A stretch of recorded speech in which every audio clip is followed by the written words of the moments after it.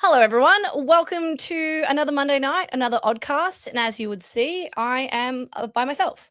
I have it on good authority. Topher Field is no longer with us, both physically and spiritually. And that's a good thing for all of us. So naturally, I thought maybe I'd recruit some people. So I'm going to add in the new Topher replacements. And we have one Rukshan Fernando and one Avi Yemeni. Welcome, Wow. gents. It takes two of us to replace Topher. To replace Topher. But this is the great replacement happening, guys. You're watching the great replacement happening. This is two for this- one. on this Two podcast. brown for one white. I like it. Two brown for one gorgeous white, Avi. I make up the quotient of the opposite sex here. I carry the show with my good looks. It's usually me on our Wow, side. that was not the reaction I wanted. I wanted a little bit more like, ha ha. I was Anyway, agreeing with you. We're okay. agreeing, yeah. How are you, guys gents? going? Been a while Yeah, since good. we've spoken. We've come back to a pretty full-on week. Last week was pretty quiet. Now all of a sudden it's just kicking off. We've got fuel excise being cut by elbow. We've got Moira deeming, failing the pre-selection, and then a whole host of other things happening since. I don't know what it's up to. The news is moving fast. Dezi Freeman has been shot dead by the cops. And the war in Iran just keeps causing chaos. I've heard it that your blokes are now trying to close the Red Sea off, Avi. The Houthis are trying to, the Yemenis. Yemenis. I never know in that conflict who's my guys. The one with the surname, the same surname as you. Yeah. So what do you guys make of this whole Guys, I'm fuel not- excise? Oh, What Jesus. just happened? Listen, this wasn't We fun. were getting along so good, and now we've got this bloke just coming Really? in to cause so much. Carly, listen. I Look, only I'm agreed to flattered. do this without Topher. What is going on? Exactly.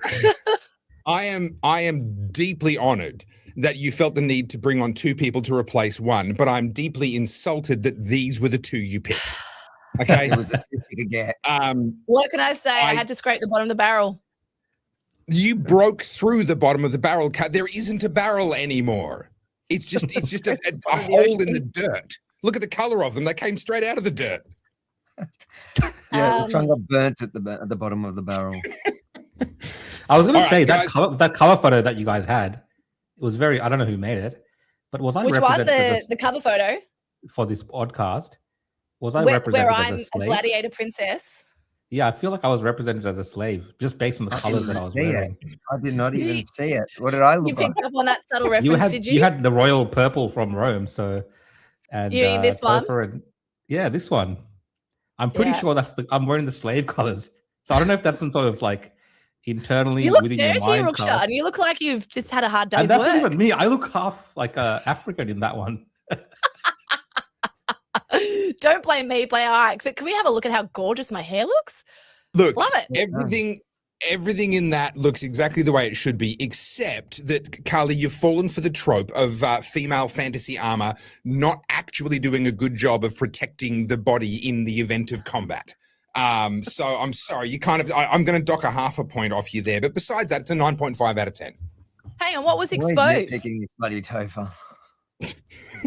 Show us again, Carly. Hang on, where are we? What was it? Hang on. Look, I'm all right. If I get stabbed in the arm, she'd be right. But like my chest and my heart's covered. Topher, why have you got like one arm covered? I mean, you look very, I don't know what we say. Actually here. offended I'll be that nice. I'm offended that you put me in armor at all, as if my enemies could ever lay a blow on me. I don't need armor. I'm too fast, too clever, too smart. Just have me in there naked. That's what you should This have done. was so much better without him, I just got to say. But we all knew that already. We did. Shall we get Alrighty. into it, boys? Can we Yeah, we talk need to get into about it. There's so much. Airbus elbow finally succumbing to pressure, and he has decided to cut the fuel excise for 3 months. Because if inflation wasn't bad enough, if we weren't in debt enough, let's just start throwing money at the problem. That'll fix it. What do you reckon? What does it help when there's no petrol at the Bowser, though? Thank you. This is A discount for nothing. So, the whole thing is a farce. but this is exactly the point, Avi, that in actual, I mean, I'm all for cutting taxes anytime, all the Yeah, time. I'm down. And I'm not actually going to cut complain them- with that. Yeah, I mean, but cut them permanently, right? Don't just sort of fiddle with them. But right now, when there is a supply shortage, like understand, the problem is not the high prices. The high prices are the symptom. The problem is the supply shortage. And if we cut taxes now to make it more affordable, guess what happens? The supply shortage gets worse. So, like, this is literally the one time that you'll find a libertarian saying, actually, cutting taxes right now, maybe not such a great idea. And of course, this is the one time he decides he's going to do it. I think the But focus just needs to doesn't be that on represent, like, at the average? I'm just talking about the average person out there, guys. It just shows that the costs have come down a little bit, and that's what most people want. Like the everyday person looks at the cost of fuel and sees that it costs extra. They're not thinking about all the macroeconomics and all these kind of things. It just costs them extra. So for them, at least it's some sort of cost relief. But I understand your overall point. But I'm saying for the average, but isn't that going to essentially drive up the price of it for when the excise drops? So you're only hurting ourselves in the future. But even without it, I think the focus needs to be securing the oil, the reserves, because I was looking at it today, just working on like I was doing a story for it.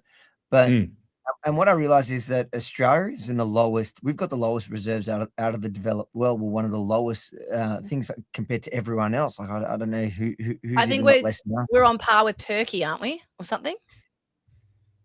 I didn't see Turkey on that list, but yeah, I wasn't looking that low down. I was just thinking, holy crap! I never knew that we had no reserves, and it just points to. I just find it funny. The other part that I find funny in this whole story is the Greens getting real upset about it all, and I'm thinking, what are you complaining about? Isn't this the policy you want? Isn't this your net zero? Isn't this your zero emissions? Why are you complaining about the government doing whatever? You should be celebrating this. In fact, you should want more wars in the Middle East so that it ensures we all drive EVs. Well, this is honestly what Greta said, wasn't it? Greta was all anti-fossil fuels, and the second that Cuba gets cut off, she's like, no, we want more fuel to go to Cuba. We want more oil. I would have thought that if anything was going to make the Greens love the Jews, it would be them creating an oil crisis. Like, honestly, like, is this not a match made in heaven? And yet somehow it's still not enough. Can I comment on the oil reserves thing? What Albo's doing is he's being very clever with his words and his definitions. So on paper, people think that the IEA, International Energy Agency, requires us to have a 90-day fuel reserve. They don't. What they require us to have is 90 days of the amount we import by net. So this is, we can discount our exports, deduct that off our imports, and we only have to keep a 90-day reserve of the difference between the two. Guess what the difference is between the two in Australia? It's negative. We export more energy than we import. Right now, not in terms of petroleum. In petroleum, we import more than we export. But if you look at the coal and you look at the crude, we export more energy than we import right now into Australia. And so this is where they get to play their games and say, "Oh no, we're completely compliant with the IEA minimum reserves, whilst also having, as you said, Avi, the lowest reserves of any developed country in the world." And what does it all matter what the rule is with the governing body when right now it does like that's if you listen to the wording that his wording in the press conferences, he's saying that he's expecting the other countries to we give and we're expecting it to be a two-way road because we give them certain energy and he's expecting this energy back. And it's like, well, when the whole world's kind of is demanding this specific energy, you're going to struggle to get it. Like that's just the way it works, and we got to have our own protection. But it also like pushes the idea of, because the other thing I noticed is that they're talking about the benefits of the fact that everyone's moving, and you can see sales in EVs has shot up, and it's like I just don't get how are we going to power those when you're moving away from all the other energy sources that we have here in Australia. You're moving to sort of the unreliable energy that's just not going to be able to power it. If everyone goes onto EVs today, we're screwed. Yeah. The other thing I love only that, sorry. I was going to say, like, with the EVs thing, I mean, Australians, Rukshan, you kind of touched on this. Australians don't think past their nose, right? They're looking at today, fuel prices are high. Anthony Albanese is slashing it with the fuel excise. Fuel goes down, yay for me. They're not thinking about long-term what this does to the country economically. But also with the EV thing, I've seen so many smug Instagrams and TikToks of people going, oh, fuel crisis, I wouldn't know. And it's like, that's great. But that car that you own is also a liability for you financially. It doesn't have long-term resale value. Those lithium batteries can't be reused. A lot of the parts can't be recycled. So you end up having obsolete technology that we don't know what to do with. We've seen the same with all the green stuff as well, with the solar panels and, of course, the wind turbines. So you would almost argue it's sort of like a trap that these people fall for with fast fashion.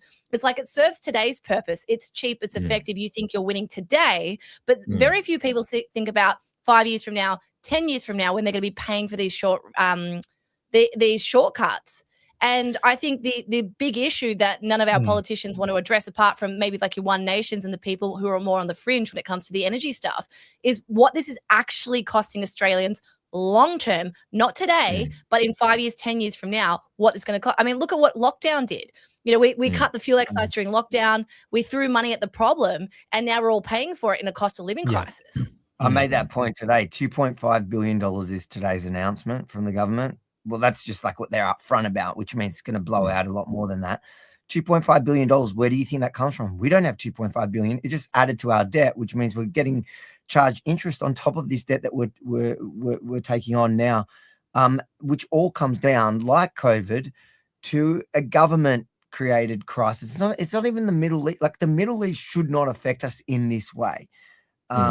You know, there are people I see even in Canada, the Rebel team in Canada, they were surprised when they started seeing that our petrol stations don't have petrol suddenly. They're like, wait, how's that happening?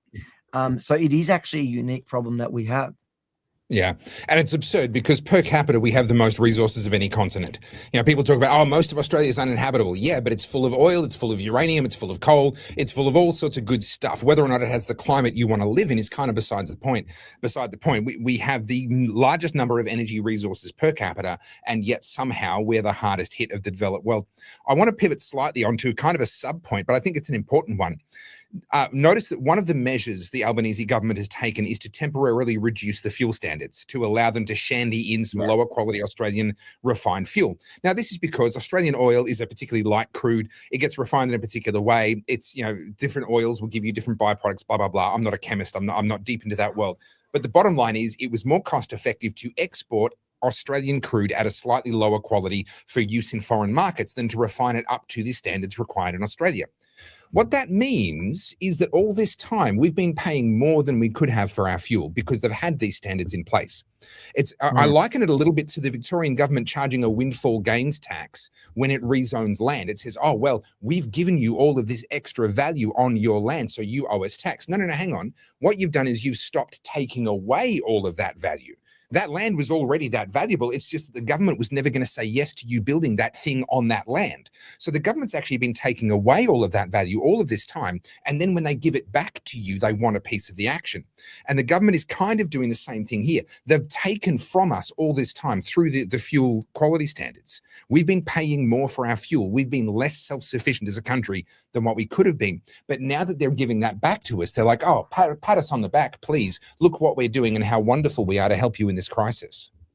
I like this comment here, but I whenever I see collectively, I think the warmth of our collectivism, and I think I think communists. But I mean, there is a point to this. Australians need to think collectively more and individually a little less. When I spoke to old people when I was a boy, I was amazed at how they first saw themselves as part of something, and I would agree to that. There is a certain level of a lack of community mindset with Australia now. You know, most people don't even know who their neighbours are.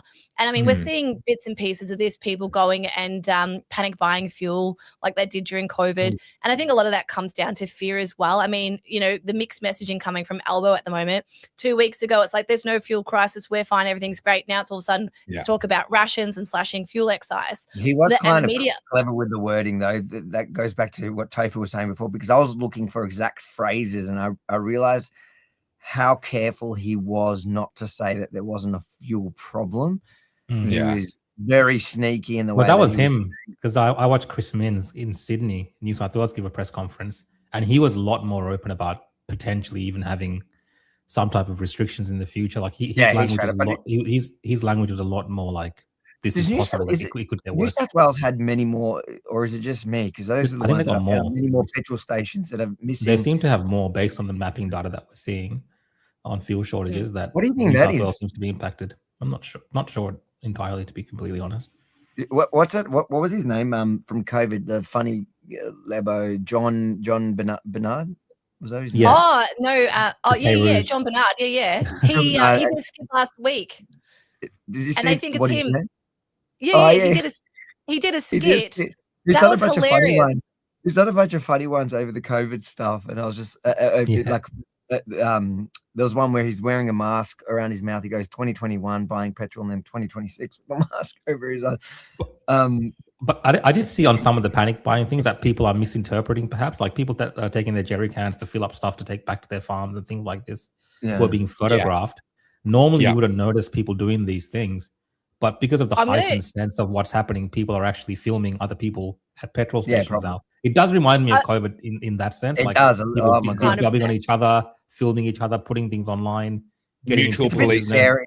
It's a bit scary seeing how every man for himself in Australia. Yeah, like that. and even now that we got the government getting involved with the petrol pricing, for instance, I can already see the eventuality that people are going to start keeping a track of petrol stations and potentially, having arguments around the price as well, which is okay in the sense it's a corporation, but still, we are kind of being led down this path of policing ourselves as well, which doesn't really work out that well.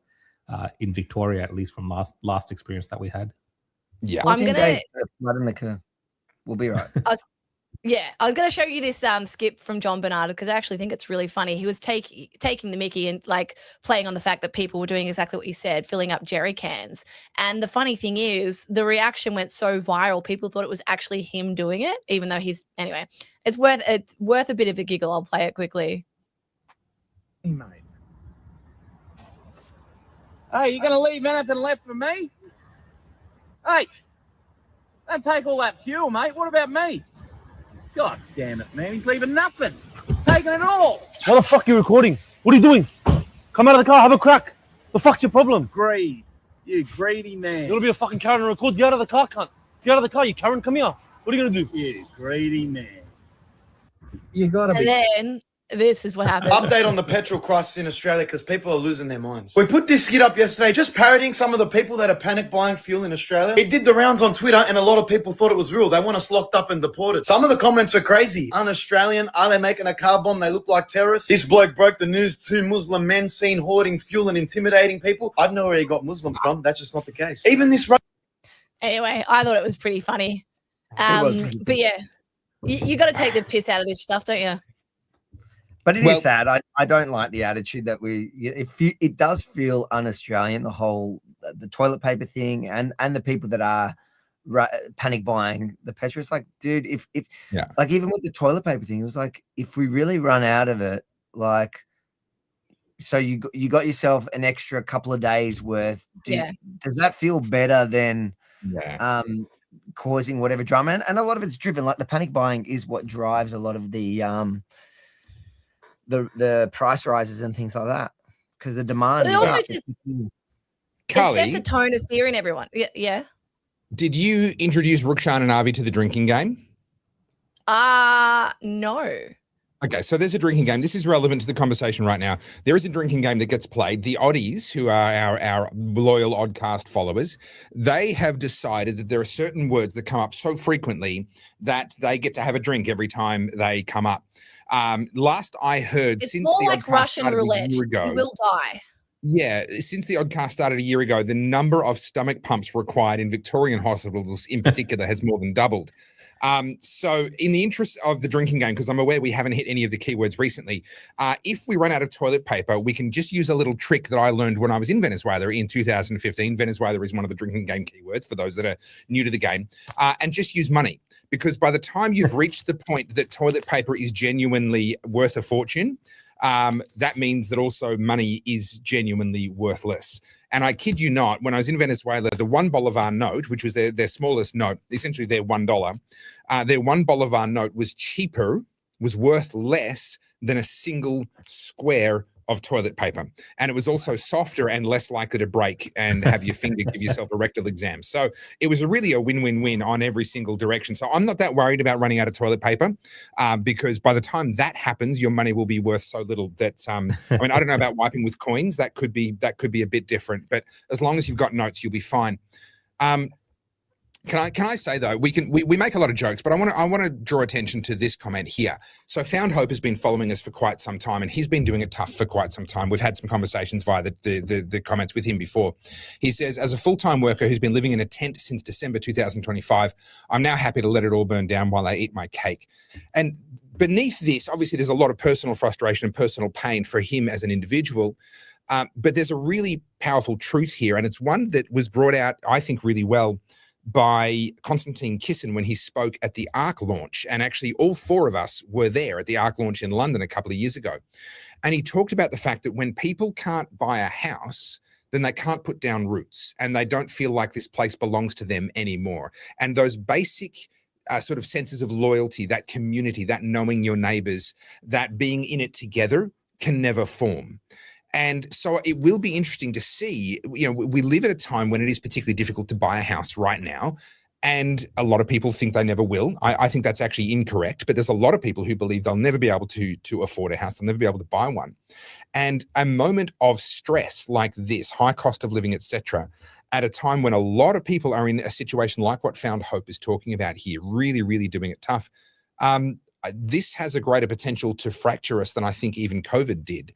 Just because when we came into COVID, I don't think we had as many people doing it as tough as what we have right now.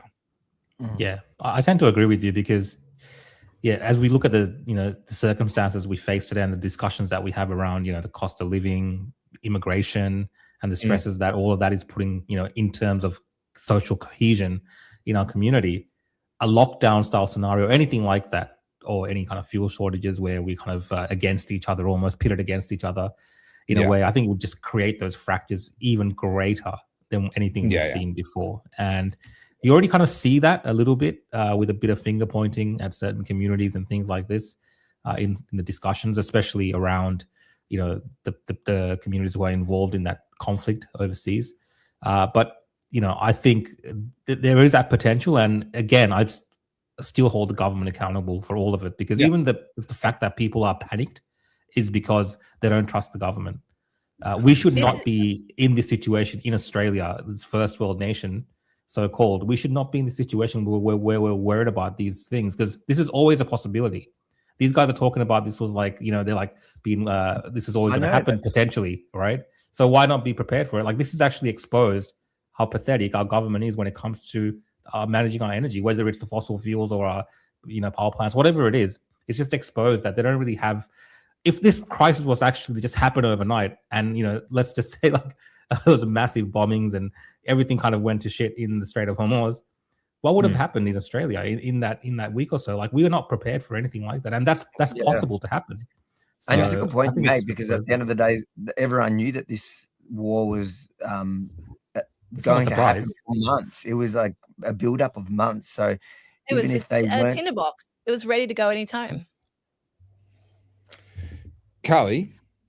Yes. Not trying to start nothing, but I just want to say that if you ever decide to ditch my sorry ass in the gutter and move on to greener pastures, I already have another Carly lined up. So I won't even have to remember the name of a different person. I will just swap you in for another Carly. If she's a Carly, she's already awesome. I'm just going to keep on trucking. So Carly Unfiltered is awesome. We've been texting back and forth today. She's been amazing at uncovering some stuff to do with the Moira Deeming situation that's going to come up a bit later. So actually a little bit of Carly's work is going to be on screen a little bit later in the episode today, stuff that she's been sending through to me that she's managed to dig up. Before we move on, can I just touch on something? This is also part of the drinking game. I am adding it. This is the first time, but I make a joke all the time. Avi, Rukshan, I apologize, but we're going to have a little Jackie O. Kyle moment here. I talk about Pluto and Aquarius, right? It's this whole thing that happened 250 years ago. I'm out, guys. This is your problem now. I finally, guys, I'll be back in about 45, 50 minutes. Well, I love it. Good. That was the easiest way to get rid of him, guys. Did you like that? I got a headache already. From Topher or from me? Topher. Oh. No. Okay. Yeah, that's fair. No. That's fair. The point I've made in previous times is that there's a lot of things that seem reminiscent of the whole French and American Revolution, right? 250 years ago. We talk about the let them eat cake moment. There are so many parallels here. And I make that joke, Pluto and Aquarius, because it's an astrological thing that keeps popping up. Anyway, having a look at where we are now, I just made a reel this afternoon where I talked about how a lot of these politicians, they're career politicians. Drink. Carly talking about her own reels. Everybody drink. Should I play it? What are you Should I be drinking? that insufferable? I'm drinking kombucha like a real girly man. You're going to need a crap by the end of this show. I'm on really, really brutal antibiotics right now. Do not talk to me about my gut bacteria. But yeah, so like, for example, with Albo, right? He's a couple of days ago, he talked about us carpooling. That was a suggestion he threw out there, which is embarrassing to say the least. I mean, most people from one household will go in totally different directions every morning. The idea of going down the street, hi, I'm going over this way. Do you go that way? It's just silly. It's not real world application. It's not pub tested, right? But this is what happens when you have these elites who have been in the political world for 30 years. They've never had a foot in the real world. They don't understand how the real world operates. They don't understand how real people go about their day. And then they make these lectures to us from their podiums. It's no different to what happened in COVID with all the celebrities. You know, remember that whole Imagine video that went around and all these celebrities going, I'll just stay home as I lay in my 20 bedroom mansion and I'm fine. The difference between the haves and the have-nots is so obscene now. It's getting to a point where, and I understand, I disagree with it, to be clear, but I understand why so many Gen Zs are now romanticizing socialism, because life is a lot harder now. The idea of owning a home for millennials and Gen Z is almost out of reach. The idea of being able to have everything that our parents have, we're the first generation to be declining in the standards of living compared to our parents. And I can see why that resentment's building. So when these crises keep popping up, whether it's COVID and now we've got a fuel crisis and the potential of, World War III, as they're saying, you're seeing a lot of people becoming incredibly resentful. Settle down. But I think this like Rukshan made a good point when people see that the idea that the petrol's going down, they see that as that's a win. They don't really care about the repercussions down the line. I think what this is showing is a lot of our politicians have been in the political swamp for so long, they don't understand the real world and real life scenarios. And what you're seeing now is a big contingent of people who have been politically apathetic most of their lives. Not so much the more activist kind, the more left-leaning people, but your average person, I hate saying silent majority, but your average punter who's now going, hang on a minute, I have to decide, like during COVID, I wasn't allowed to earn money, but now I have to decide between turning my heating on because utility bills are so high. Now I have to decide whether or not I can afford, basic things at the grocery store. Now I have to determine whether or not a trip is worth the petrol that I'm going to be spending to go there. These are things that people go, well, hang on a minute, why did we end up in this situation? And now people, I think, are finally looking and going, well, what the fuck's happened? And this is the cost of us not paying attention for the last 20, 30 years. Well, we've talked about it before. One of the biggest underlying problems that we have in Australia is that we've had it too good for too long. We haven't actually suffered. We saw this during COVID. One of the comments that I made, and I'd love to get your thoughts on this, Rukshan and Avi. I think we've talked about this before a long time ago, and I think you saw the same thing, but I'd love to get your thoughts. I noticed two groups that I believe were distinctly overrepresented amongst the protesters, the people that got off their ass, took the risk, got out there when it was dangerous. Imagine being able to build an app. I don't need to imagine being able to build an app, Avi. Thank you for that. Are you that bored, Avi, or watching other videos? No. I just, because I don't think it went to my YouTube, so I was just clicking the links to see if it worked. But anyways, not bad. And then you got an ad on your own YouTube. All right. So two groups that were very much overrepresented. The first one was Christians, but the second one was first or second generation immigrants. I would have said 50+% of the crowds were first or second generation immigrants. And I would talk to them, and overwhelmingly I'd say, well, why are you here? Because I've seen this before, or because my dad told me about this. My grandmother told me stories. That they knew what they were looking at. And I think in Australia, we've had it too good for too long, and we no longer know what we're looking at. Something like this was regrettably necessary to get people to actually go, hold on, I can't continue to ignore politics because politics is actually hurting me now. Well, that's what I thought COVID was, or you were talking about COVID. for people. No, to I was think talking about COVID as the wake up, but I think that definitely woke up a chunk of people, and we see that in the polling for One Nation and so forth. But I think a lot more needed. I think people went back to sleep once it was over, and that was what I feared. I feared after it, or two things happened: either they went back, they got back to life, they got over it, they forgot about it, or they like to erase it from their memory, so they avoid it. But then the other people that stayed in it kind of went down a rabbit hole and went completely nuts. So I don't know. Yeah. I don't know. And I do agree, Kofa, with your observations around the people that were at these kind of protests and things like this. Yeah, I remember that representation was correct. And even now, like with this kind of fuel thing, I do find Australians of immigrant backgrounds are a little bit more resilient in terms of they've experienced these kind of things before. Well, just on that, Rukshan, you see people now who have either from, have gotten away from the USSR, or you've got people who are Iranians. I mean, we had Dibba, who's an Iranian. He's one of the big protest organizers for the Melbourne Iranian protests. And he came on, and the amount of people from the West who love to lecture these people who have seen it and experienced it firsthand, it's kind of disgusting, because the Western voices have always got to insert themselves as if they know. I mean, you got your Greta's and all of her ilk, but then of course you've got the people in Australia who think they know better. I mean, just the other day I was talking to someone about Cuba, and they were like, "Oh, Carly, that's not true. I know about Cuba." And I'm like, "Have you been there?" And they're like, "No, but I read it on the internet." I'm like, "Well, I've been there." It's like Tofa talking about Venezuela. It's like, Avi, you've been in the Middle East, Rukshan, you're an immigrant as well. Like, these people have real world experience. They've seen it with their own eyes. They've experienced it. Their families have gone through it. But no one in the West, I shouldn't say no one, but few people in the West will take their opinions seriously. There seems to be either the white savior complex, or it's also gross ignorance. I don't think it's a white thing. Like, even for myself, for instance, like Sri Lanka's obviously going through this fuel crisis as well, right? So I've been seeing some of the news there. And about 3 weeks ago, they actually gave Wednesdays off. They made Wednesdays a public holiday just to deal with the whole issue that they're having, right? And they've started rationing fuel, and they've got QR codes to go to the browser and fill up and all this kind of stuff. So they've got a whole system, because they've been through it many times. And it's a small country. They don't have anything like near Australia.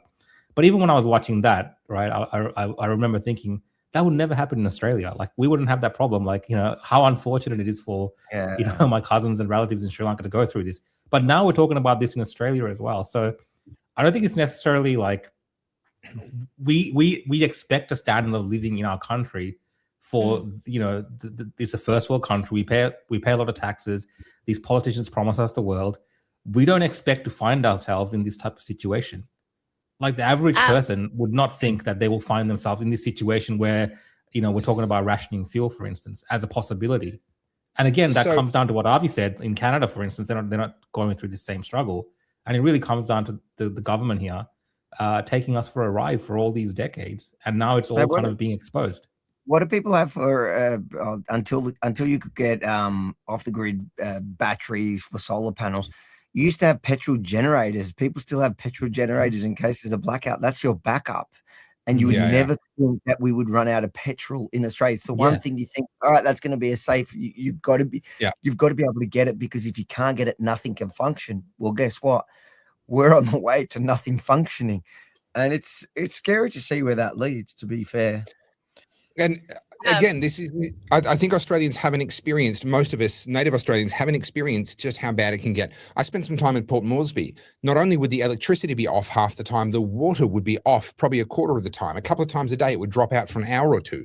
And it was normal to have a pot full of water on the kitchen bench at all times, so that when the water went out, you would use that. You just scoop water out of that to have a drink. And then if that got low, then you'd just have to cut back, and then eventually the water would come back on and you'd refill that pot. In Venezuela, obviously the power was very, very intermittent there as well, and it was just completely normalized. And we think that can't happen here. We think that somehow we're magically immune to that. But if we do the stupid things, we get the stupid prizes. We play stupid games, win stupid prizes. We are not magically immune. We are immune if we work hard and make good decisions. The problem is we're allergic to working hard, and we're making stupid decisions.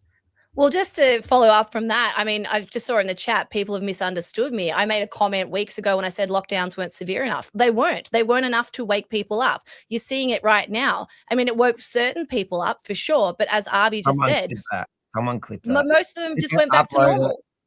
Carly said lockdowns weren't harsh enough. Yeah. She wants 100%. stronger lockdowns to protect us from petrol. Did you see Save that us all. Green senator talking about wanting lockdowns for? Oh God, no. Yeah. But my point on this Who is is that? I haven't seen that either.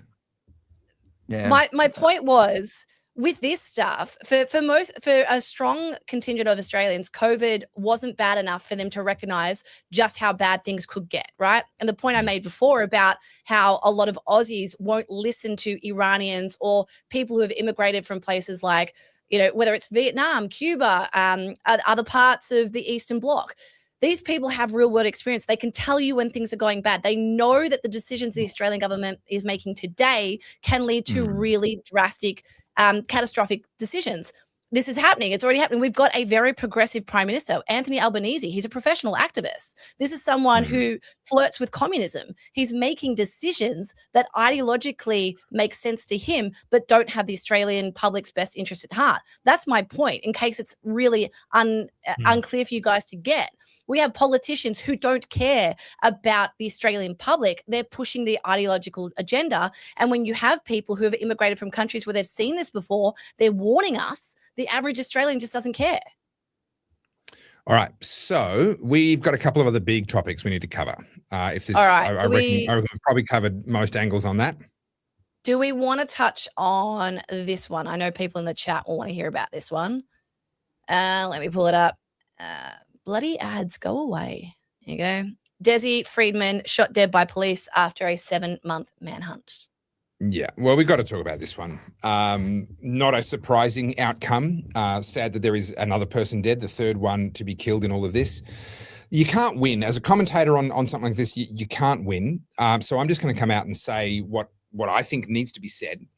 The police should never have pushed Dezi the way that they did over a period of years. Dezi was trying to work within the system. Now, I disagree with what Dezi did. I'd come across his work before. I'd never met him, but I'd come across his work before, chosen not to promote what he was doing because I looked at it and went, that doesn't quite work for me. But he appeared to be trying to work with the system and the tools that allowed for peaceful redress of grievances. He got pushed to the point that I believe, came to believe that he was not going to be successful through peaceful means.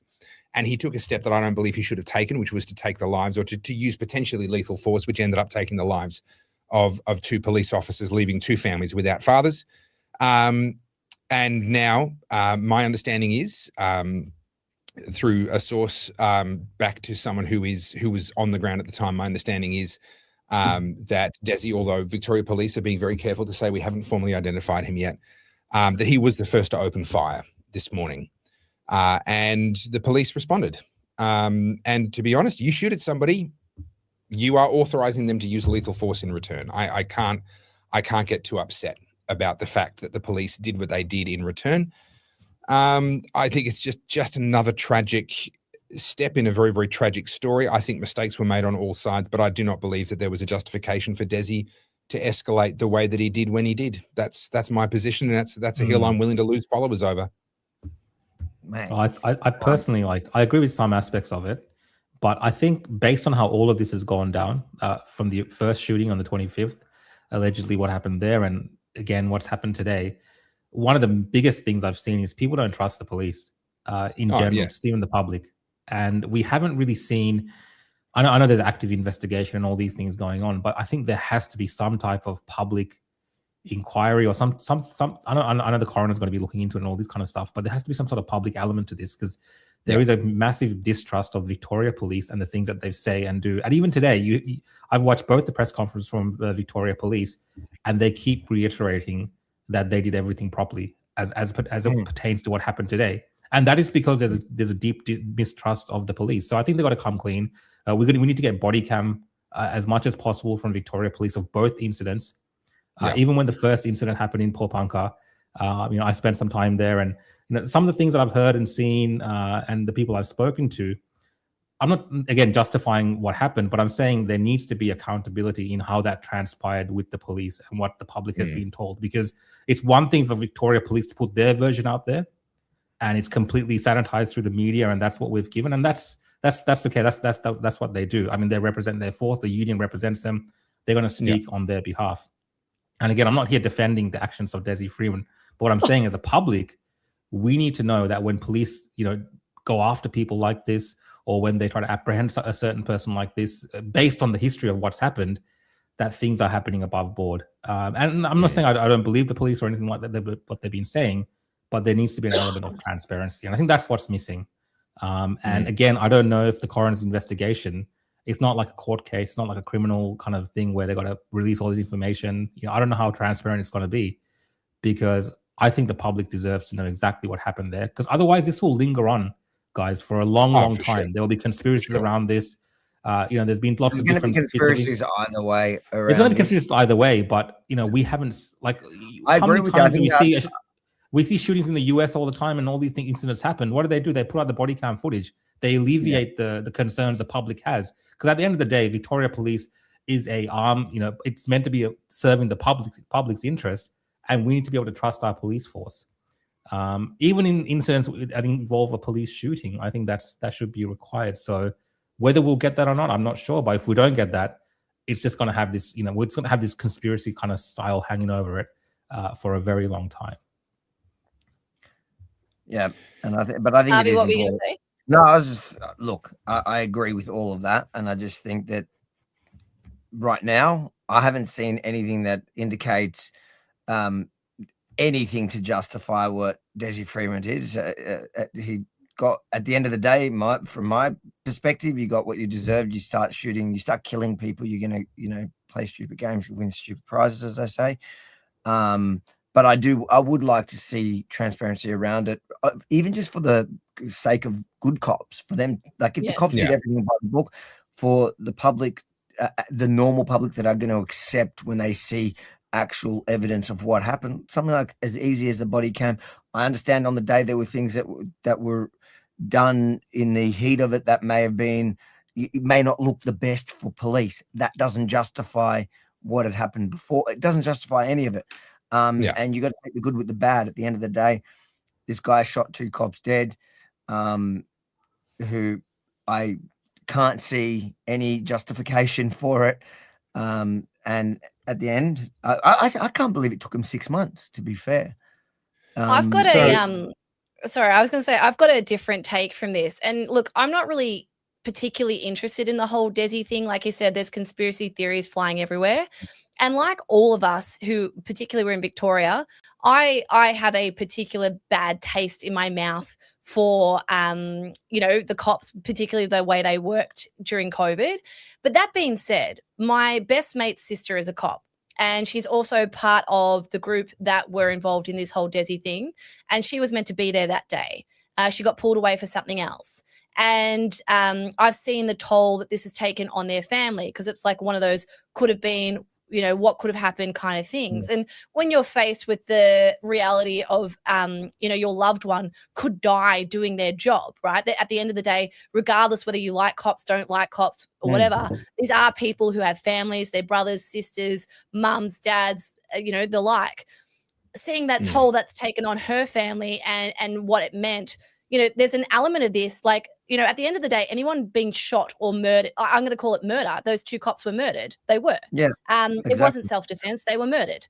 And, losing your loved one through murder is something that no amount of body cam footage or anything will replace that or also heal that wound. That's something these families are going to be burdened with the rest of their life. So when we're having this discussion, you can be on Dezi's side, you can be on whatever. I don't care. But the reality is people died, and that deserves consideration for the people that were impacted by that. Yeah. Well, 2 things. It does, as long as you're.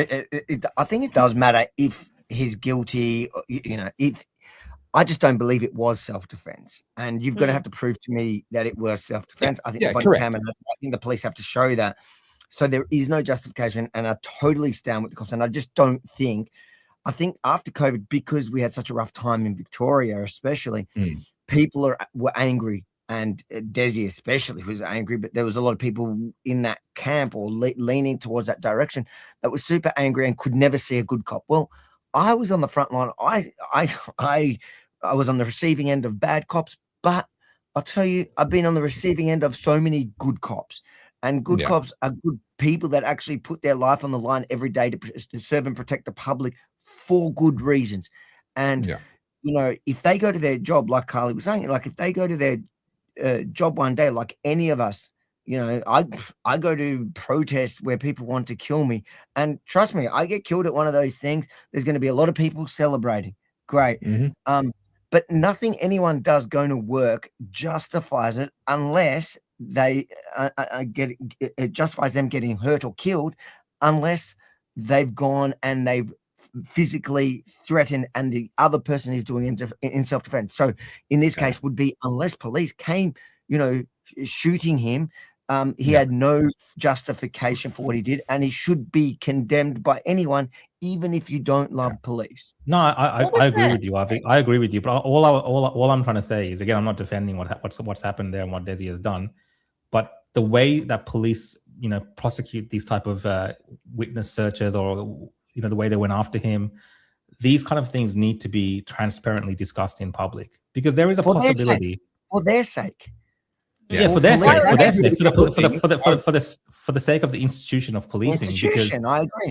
I personally believe, from the things I've heard and the people I've spoken to, that there are issues there with that first incident at Paul. I'm not talking about the murder of the police. I'm talking about the way that the police carried out their actions that day. There has to be a reckoning around that, where the public needs to be given insight into what happened that day, because the fear is, now that Dezi Freeman has been, you know, shot by the police, everything's like the investigations that would have happened around that, all that's put to bed now. Swept under the rug. Swept under the rug, and we don't find out exactly what happened that day.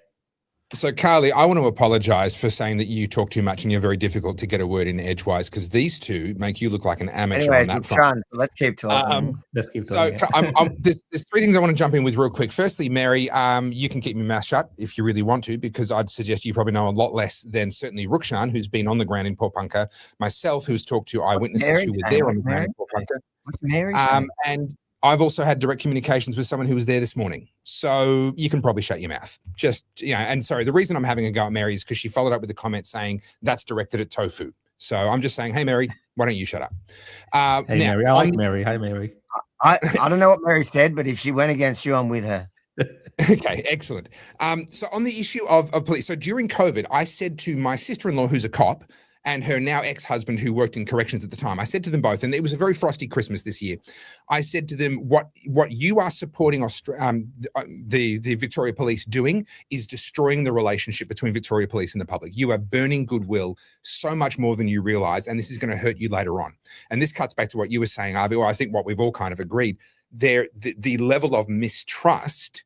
Now, that doesn't justify what Dezi did, but it is the source of a lot of people's concern and mistrust for the official story of what happened, and concern around the official sort of dismissals, and it will never be laid to rest. It just never will, no matter what anyone says. But also, the reality is, Rukshan, you're absolutely correct. We need to know more about what happened at Paul, and we need to know more about what happened this morning as well. There are some unanswered questions, and you and I are both familiar with specifically what some of those are, as well as more generally, you know, there's some stuff that was really weird. I want to talk about one thing in particular, and this is just pulling out one thing. This came to me originally from an ex-Special Operations Group copper who reached out to me, and he was extremely concerned. He reached out to me on the day of the Dezi Freeman, the Paul incident, and he said, Topher, I don't understand. It makes no sense to me that they would assess the risk to be so high that they would send 10 cops, but not have the Special Operations Group involved. There is no risk level. They do risk assessments before any sort of operation. And obviously Dezi Freeman's known to police. There's a lot of interactions there. They do risk assessments. And there is no level that says send 10 cops. I bet it was just like a resources thing. They're like, oh, are we going to wait an extra day or two for SOG to arrive, or are we just going to do it now? His concern was that Victoria Police Command had chosen to create a situation that was likely to get out of hand. That they were going to send in a bunch of cops who were not properly equipped, and based on what I understand from what happened on the ground, they literally didn't have the right equipment. They couldn't even gain vehicular entry to the property, and they were not properly briefed on what they were potentially faced with. And it was a situation that was, in the opinion of this ex-Special Operations Group officer, calculated by Victoria Police to create an escalation. That was in fact their intent in how they sent these police officers. Surely he doesn't think that they were setting up their own coppers to get killed. I think he believes that they were trying to set up a situation where those coppers would kill Dezi. Right, okay. where there would be an escalation, the cops would kill Dezi, and it went the other way. Now, of course, this is me receiving messages as I do. We need the body cam footage just to talk Topher off the ledge here. Yeah. This is an important layer of understanding. When we talk about the police, there's the frontline cops and there's the backroom decision makers. And the backroom decision makers are actually politicians. You have to think of them as politicians. They are politicians working their way up a different tree. They don't get voted for by the public the way that actual politicians do. They're working their way up the bureaucratic chain, but that is a political process. And you have to pander to the actual politicians in order to succeed on the way up that chain. This could be a situation where actually there weren't two forces involved. It wasn't Dezi and the police. It was actually Dezi, the frontline police, and the backroom police. And actually what you saw was the backroom police trying to create a situation that neither Dezi nor the front room police, the on-the-ground police were actually cognizant of. I think there's an element of this too. I'm just reading the chats. Like, there's a lot of people who are pretty pissed off with the police. And I totally get it. I understand completely. But there is this element of like, okay, you're pissed off with all police. What's your suggestion? This is something that gets me really worked up when people like, all cops are terrible, all cops are pigs and all this sort of stuff. I'm like, okay, cool. So what's your solution? What do? We fire the entire police force and recruit new ones? We recruit new ones that Yeah. Well, this is the thing, right? Defund the police until, you're one of the people that gets fucking attacked by a machete-wielding teenager in your house and your car gets stolen. Then you want the cops, don't you? Even though they're useless, by the way, in that situation. But my point is, like, the conversation around all cops are terrible, defund the police, it's the same thing. Yeah. At the end of the day, what we're saying is that the people who are in these jobs, we are hesitant to support because there's a lot of damage to the relationships there, right? How do you fix that? There needs to be a solution. What is the solution? I'm yet to see someone in the chat present one. The solution is exactly what Rukshan's saying, transparency. Okay, something like this, it's got a lot of public attention. The media is behind a lot of the craziness around it. I think the media should be more accountable. They are direct. They are the direct line to the government in most of these situations. They get their statements out. They're more concerned about their headlines. They're more concerned about getting clicks. They want the headlines that get more people on their pages. I understand all that. How do we fix this? It is a transparency from the people involved. They're also more concerned about getting access. Yeah. So as soon as they start writing negative things about whatever political institution, and like Topher was explaining, is that the Victoria Police institution, the back end of it, does work as a political body. And I know that from personal experience. Remember when I sued him and I was getting that apology from him, and it was months of back and forth. They were offering me money, but I didn't want the money, and it was all over one word at the end of the day, and it had to get approved at the top level of Victoria Police to call me a reporter. That was their whole thing, and because of the political thing of what that meant for Victoria Police to then recognize me as a reporter in black and white in writing, right?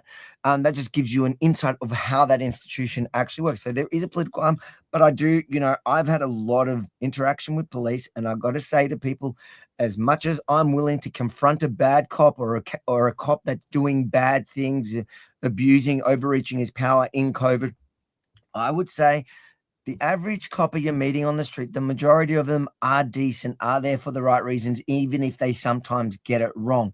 The institution, and I think it's a mix of between what Topher and Rukshan is saying. We need more transparency, but we also need to clean out that political institution of the police. And they did what did they get? They got that new police chief from New Zealand, who apparently is meant to be a straight shooter, who is supposed to be somebody that I don't know. I just heard that from what's his name, Sean Plunkett in New Zealand. I asked him what he knew about him, and he did give me that answer. I don't know. I also don't know how corrupt or how broken that system is on the back end. And will just changing the Ayatollah at the top change anything? I don't know. Well, it must be broken if you have to bring in a foreigner technically to run your police force in the state of Victoria. Like, that shows you how bad it is in terms of the issues that they have. They can probably find an Indian one. I think I'm just reading the chat here, and people like, oh, what's your solution then, Carls? I mean, the solution is a really robust conversation, kind of like the one we're having now. A lot of this stems from the top. A lot of this is the fact that we've had a Labor government for the better part of 2 decades. There's no incentive to change. Why would they change, Real right? separation of power you need. Correct. We have that in theory. It's not real. Yeah, the application is very much not the case. But when it comes to these sorts of things, I mean, you look at the cops, right? Most of them are poorly paid and they're poorly treated. The conditions aren't great for the job. So what people fail to understand is the incentive is really low for good people to become a cop. I've seen lots of comments here going, oh, these are mostly new cops. They're not good cops. All the good cops left. Why would you stay? Why did they leave? Correct. What incentive is there to stay if you're treated like shit, if you're constantly fighting a bureaucracy, you're being weaponized against your own community, and the pay is shit and the terms are shit, and no one takes you seriously? Like, for example, I go to the gym around the corner and there's a police officer that works out with me, and I only just sort of met her recently, like the last month. But she's one of the cops that works in the local area, constantly arresting and releasing the teenage thugs, right? And she's so exasperated by it. She's like, it's become a joke now. What else can we do? We go out, we arrest them, they're back out tomorrow, we arrest them again. We know them all on a first name basis. What incentive is there for good people to become a cop? And that's where the overhaul needs to start with. We want better people. The crazy thing is the political back end that Tofu was referring to will have the cops back when it comes to political enforcement that they approved, but real old school policing, they won't. So all the good coppers have left because, when they used to deal back when I was a kid, I was a teenager. Can I just touch on this? $70,000 a year to put your life on the line. That is fucking peanuts. I'm sorry. That is a peanuts wage. And then, and it's not only putting yourself on the line, it's that when something, so like I was about to say that back when I was a kid, there was a fear, a respectful fear of police because you knew they would belt you if they caught you doing the wrong thing. Today, the criminal, you look at the young thugs, those kids that are running around with machetes, they know that they have more rights than the police arresting them. And if they touch them slightly wrong, they're in trouble. Then on top of that, you have the DEI hires, the ones that are, the quota filling. So you have guys that have to work with a girl that's just, they don't feel secure, has their back. There's so many problems. The whole system is rotten for so many reasons. And if you want to know how to fix it, well, fix the system from the back end, get rid of all these woke things that they introduce, stop politicizing policing, and start letting cops do their actual jobs. Not, there was also a problem back then with corruption in the police force. So you got to ensure that we don't go back down that road. But let your old school tough coppers who know how to speak the language of the criminals and let them chase after the real criminals instead of all this crazy policing they're doing or all this, Mardi Gras dancing they're joining.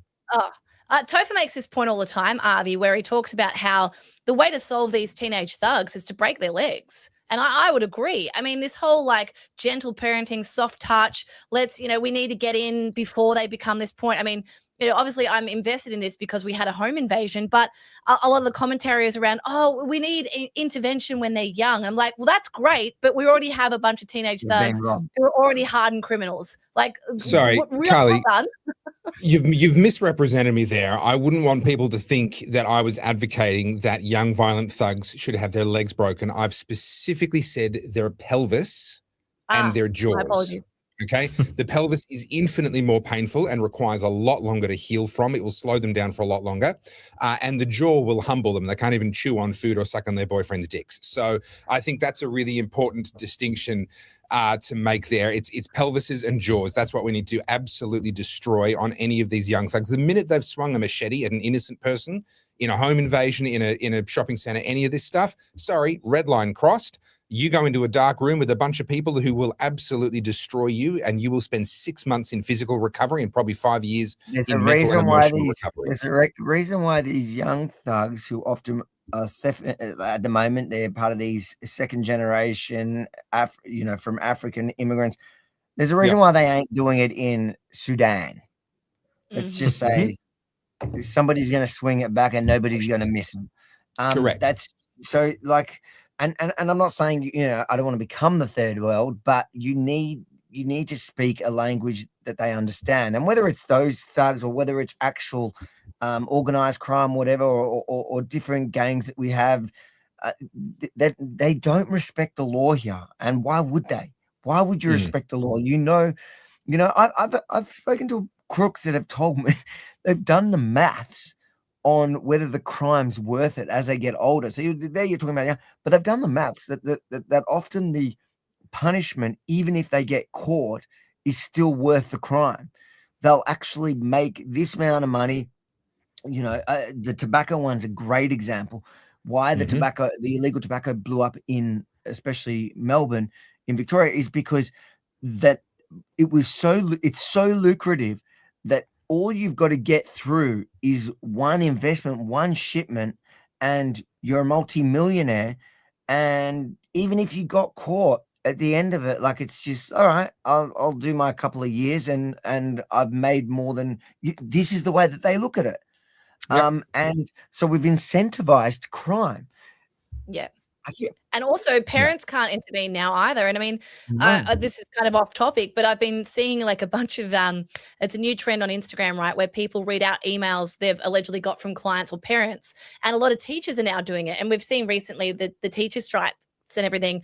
And like everything with the social media trend, it becomes a contagion. And I've watched so many teachers talking about how these parents are actually the ones who are asking for this leniency from their kids, right? So this is actually across so many different chains of command for when it comes to the kids. They're not getting the parenting at home. They're not getting the correct teaching from school. They've got a state who won't hold them accountable when they do something wrong. It's across the board. And this is a result of 20 years of, gentle, progressive approach to parenting as well as raising kids.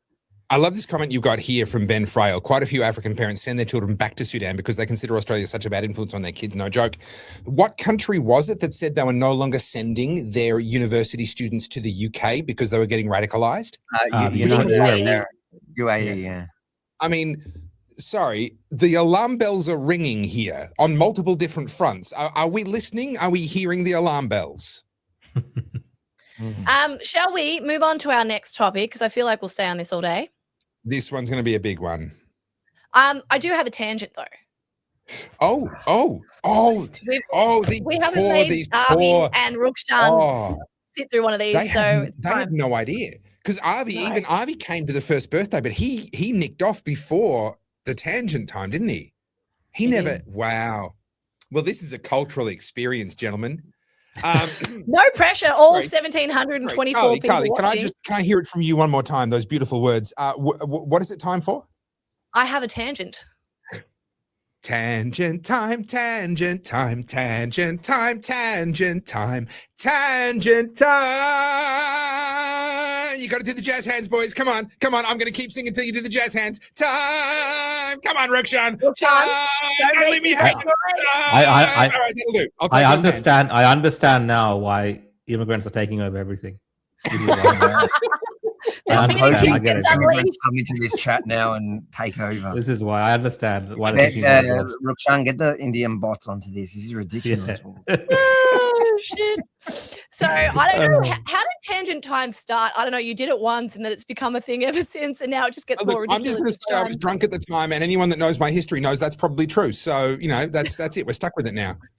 I like to lighten the load every now and then because it gets really heavy and really dark. But since we have our token, one of our token browns on the show, who is a Sri Lankan, I just want to let everyone know that I'm planning to go to Sri Lanka at the end of this year. And I would like to hear from Rukshan where I should go. Tell me a bit about Sri Lanka because I'm going to go to a elephant sanctuary as well. Everyone knows I'm obsessed with baby elephants, so that's part of it. But also, what have I got to look forward to? Sell it to me. The food. I think the food. It's Sri Lankan chicken. Yeah, Sri Lankan food is good. It's very cosmopolitan. It's like a mix between like Thai food, Asian food, obviously Indian food. It's a mixture of all those kind of things like together. any of them. He's talking shit. No, I'm saying it's a mix. It's like a fusion of all those kind of different cooking styles. But yeah, the food obviously big thing. You're going to be eating a lot of food. Hopefully, the fuel crisis is ended by then. But they do actually have priority fuel. Get Wednesdays off. Tourists.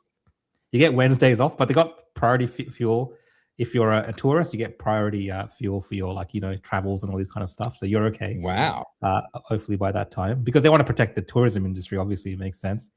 So that's still going to be okay, Carly. But I would say, the thing about Sri Lanka is there's a lot of history there. So you're looking at a couple of thousand years of history. So there's a lot of ancient things you can go look at as well from the historic time. Then we have like the history of the Portuguese, the Dutch, and the British history as well. So there's a lot of historical monuments from all of those eras. And then, in the center of the country, kind of, there's like the tea country areas. Along the coastline, there's all the beaches for surfing. Then there's the wildlife safaris that you can go on. So there's a lot of things to experience. And also there's a massive nightlife happening as well in Colombo. So lots of international artists come there. There's lots of concerts. It's very happening. Like depending on what you want to do as someone visiting the country, there's a lot of things to do. But I would recommend just hanging out with locals. I don't know if I want to do that. Hang out with that at local places. Like get good recommendations on food. Because a lot of the in the city itself, it's probably more expensive than Australia. Some of these places, like some of the hotels, like bigger hotels than what we have here in terms of the costs of getting a room and things like this. It's similar to kind of what's happening in Dubai in some of those areas. Yeah. So there is that. I think it's just you don't want to experience that. You want to kind of get more of the local experience as much as possible. 100%. I love this comment. Apparently, we're not allowed to have good news. When someone else is having a good time, we've got to shit on their parade. That's the tall poppy if I ever saw one. Oh God, guys, come on. We're allowed to have different experiences. Well, that's good. I'm excited to go to the tea plantations. I'm excited to go see some heffalumps. But I'll have to get some recommendations from you. Yeah, and look, it's very different to. I've seen here people in the comments asking about the safety. It's very different to India. Even when I've traveled to India for work, being from someone that's got a Sri Lankan background, even for me, India is overwhelming. Whereas Sri Lanka is a bit more like if you travel to Bali, for instance. So just imagine that. It's very different. It's a bit more very laid back, the island lifestyle as well.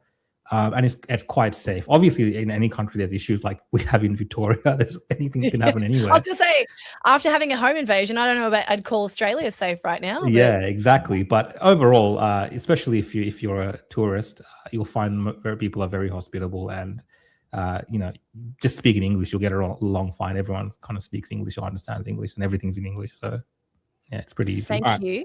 So, new drinking game. Every time Avi shows his ADHD, you can have another drink. What did I do? On his phone like a bloody Gen Z. Record levels. Listen, I don't want to hear about Rukshan's bloody country. If he loves it so much, why doesn't he just go back? Go back to where you came from, Rukshan. There's no fuel there, but there's no fuel here as well. So maybe we should have an Oddcast. You know what I'm really shocked about? Yeah.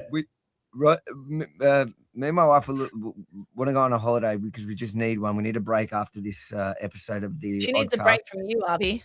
Yeah, no. I think she just wanted to go on a holiday alone. No, but then I was like, no way it's going to be super expensive to go anywhere. But the flights to Bali are actually so cheap at the moment. I don't understand how they're paying for the fuel to get there. Yeah. They're literally like it's cheaper You couldn't than any pay time me to go to Bali. You don't like Bali? I hate it. Hate it Not more anymore. than anything on the... And as someone, can I just tell? I won't tell the volcano story, but as someone who's I want to Or hear the should I? volcano story. It sounds like it's going to repeat in Sri I'll Lanka. give by you the the time. Cliff Notes version, right? I've been Cool. to 78 countries. Oh, no, sorry, 77. Sri Lanka will be my 78th. I shouldn't get ahead of myself. I've been to Bali twice. First time, I really didn't like it. I stayed in the Seminyak area and I was unimpressed. Second time I went back, I was there for a job and I was staying in a villa and it was my job to photograph the villa and give them all these photos for their Airbnb. And that was whilst COVID was just happening, right? And so we're in the pool laughing at all these videos coming out of people fighting over toilet paper. We had no idea what we were coming home to. But we got sold this idea that on the island of Java, there's a volcano with blue flames. And, you know, if you know me, photographer, adventurer, I was like, that sounds like my thing. So naturally, we did what all tourists do in Bali and we got scooters and we thought we could literally drive to Java on this scooter. Now, unbeknownst to us, that Google Maps lied to us. It said that the from our accommodation to the ferry across to Java was 3.5 hours. The actual reality was it was 9 hours.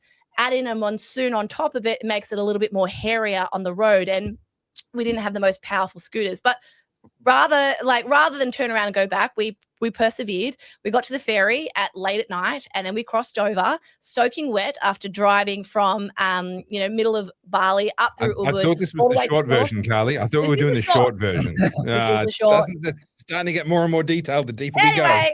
You can't tell this story without the context. Anyway, we get to a really dodgy hotel to go have a shower. You go in there. It looks like I'm going to wake up with no kidney. So we decided not to go to sleep. I run into Java area to try and buy some clothes. Everything's Asian size. Nothing fits me. So I'm now wearing pants that look like little kids' pants. Anyway, we have to be at this volcano at 2 a.m. to start the hike up the top to go and see these bloody blue flames that everyone's told me is amazing. And there's this bright blue acid lake, right? Anyway, we start driving our scooter up this volcano. The scooters couldn't handle it because it's literally like a vertical incline.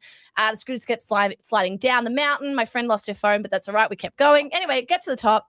We start our descent. It stinks of sulfur. I can barely breathe. I only have one lung. I find it very difficult. We get up to the top. It's completely clouded over. It's awful. Fucked. Anyway, we go down and beside me is a bunch of little Indonesian blokes carrying these freaking massive baskets of sulfur up this treacherous terrain that has no safety mechanisms whatsoever. It's literally just shards of rock everywhere. And you descend down into what can only be described as a stove. That's what it looked like, a stove. And these fucking blue flames is just the sulfur gas that has a light on it. It looks like someone's turned on their stove, right? This is why I sacrificed my life. Right, anyway, so your problem with Bali is that you had retarded choices.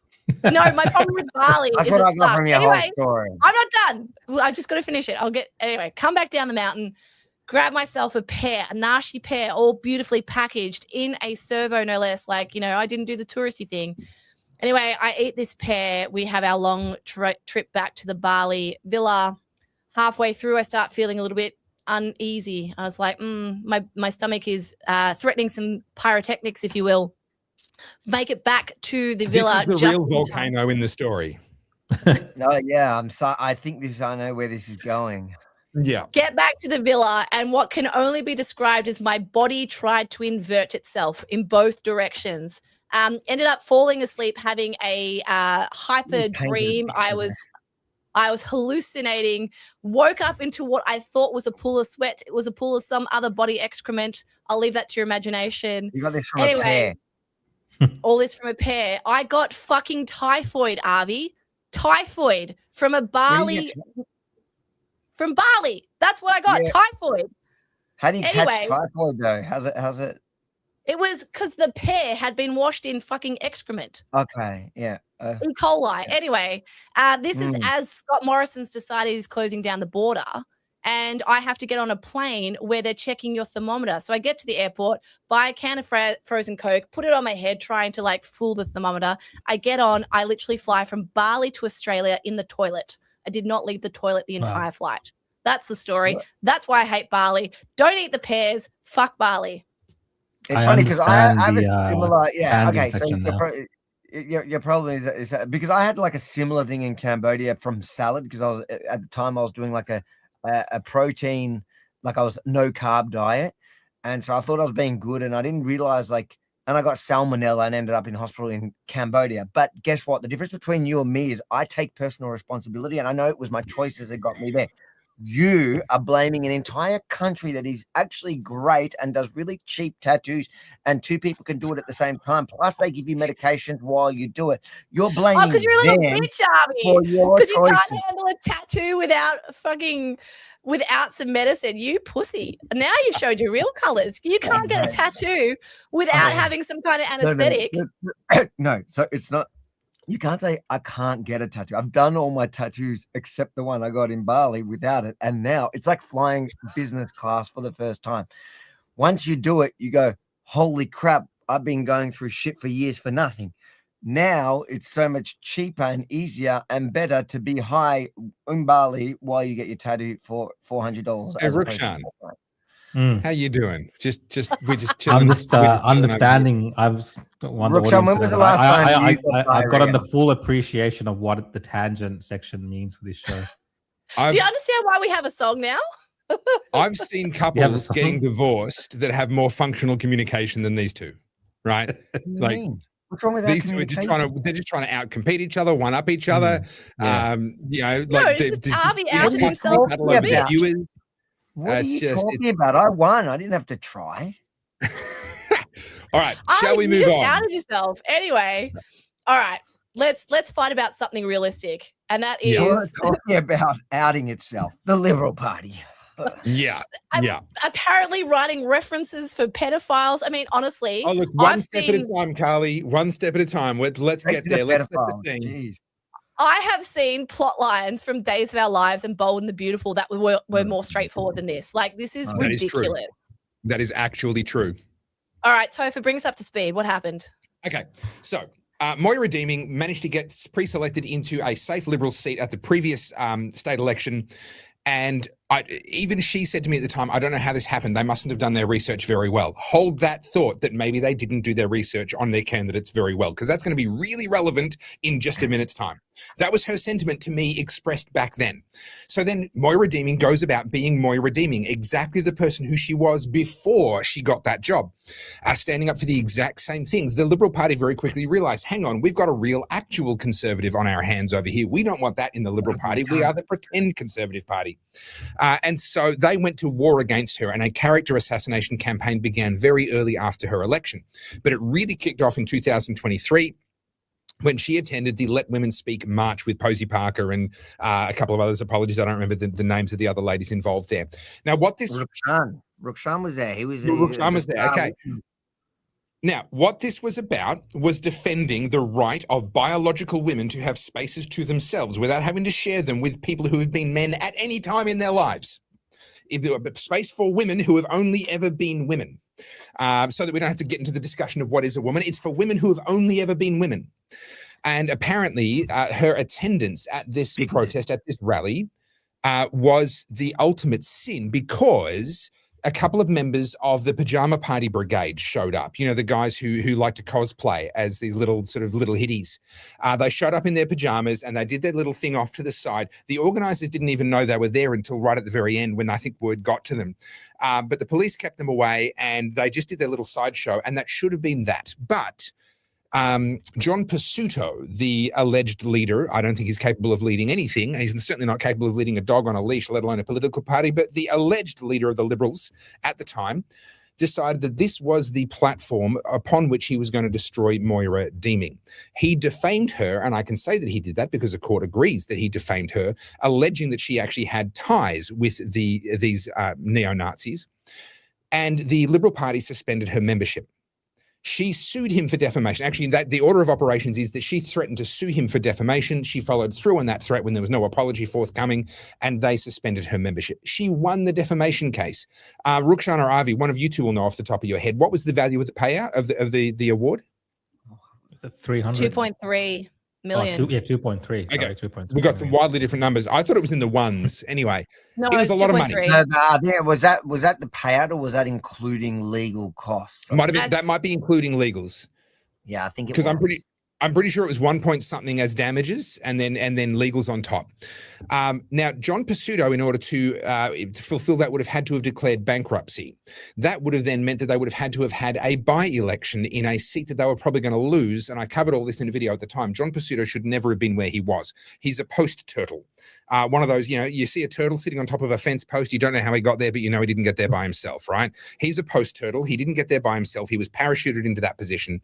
And they did not want to have a by-election in his seat. So the party raised the money, bailed him out so that he didn't have to declare bankruptcy, so that they wouldn't have to have a by-election, but they were still plotting how they were going to get rid of Moira Deeming. All of that, believe it or not, is just background to bring you up to now. So now they're going through pre-selection for the coming election, and Moira Deeming should, by rights as a sitting MP, retain the spot that she already had. But they decided, they being the faceless men and the backroom party deal makers, decided that they wanted to get rid of her once and for all. And they did it using a guy called Dinesh. Sorry, I've got his name here. Yeah, pretty dodgy. They used a guy called Dinesh where is it? Here. Show me the name. I'll give it a go. Okay, Dinesh Gurisetti. That's going to be relevant in just a minute. So they used a guy called Dinesh Gurisetti, and he had all the right credentials to be a modern Liberal Party MP. Firstly, he's from an immigrant background. Secondly, he's filthy rich. Thirdly, he proudly posted about getting both doses of Pfizer, just in case the first one didn't work properly.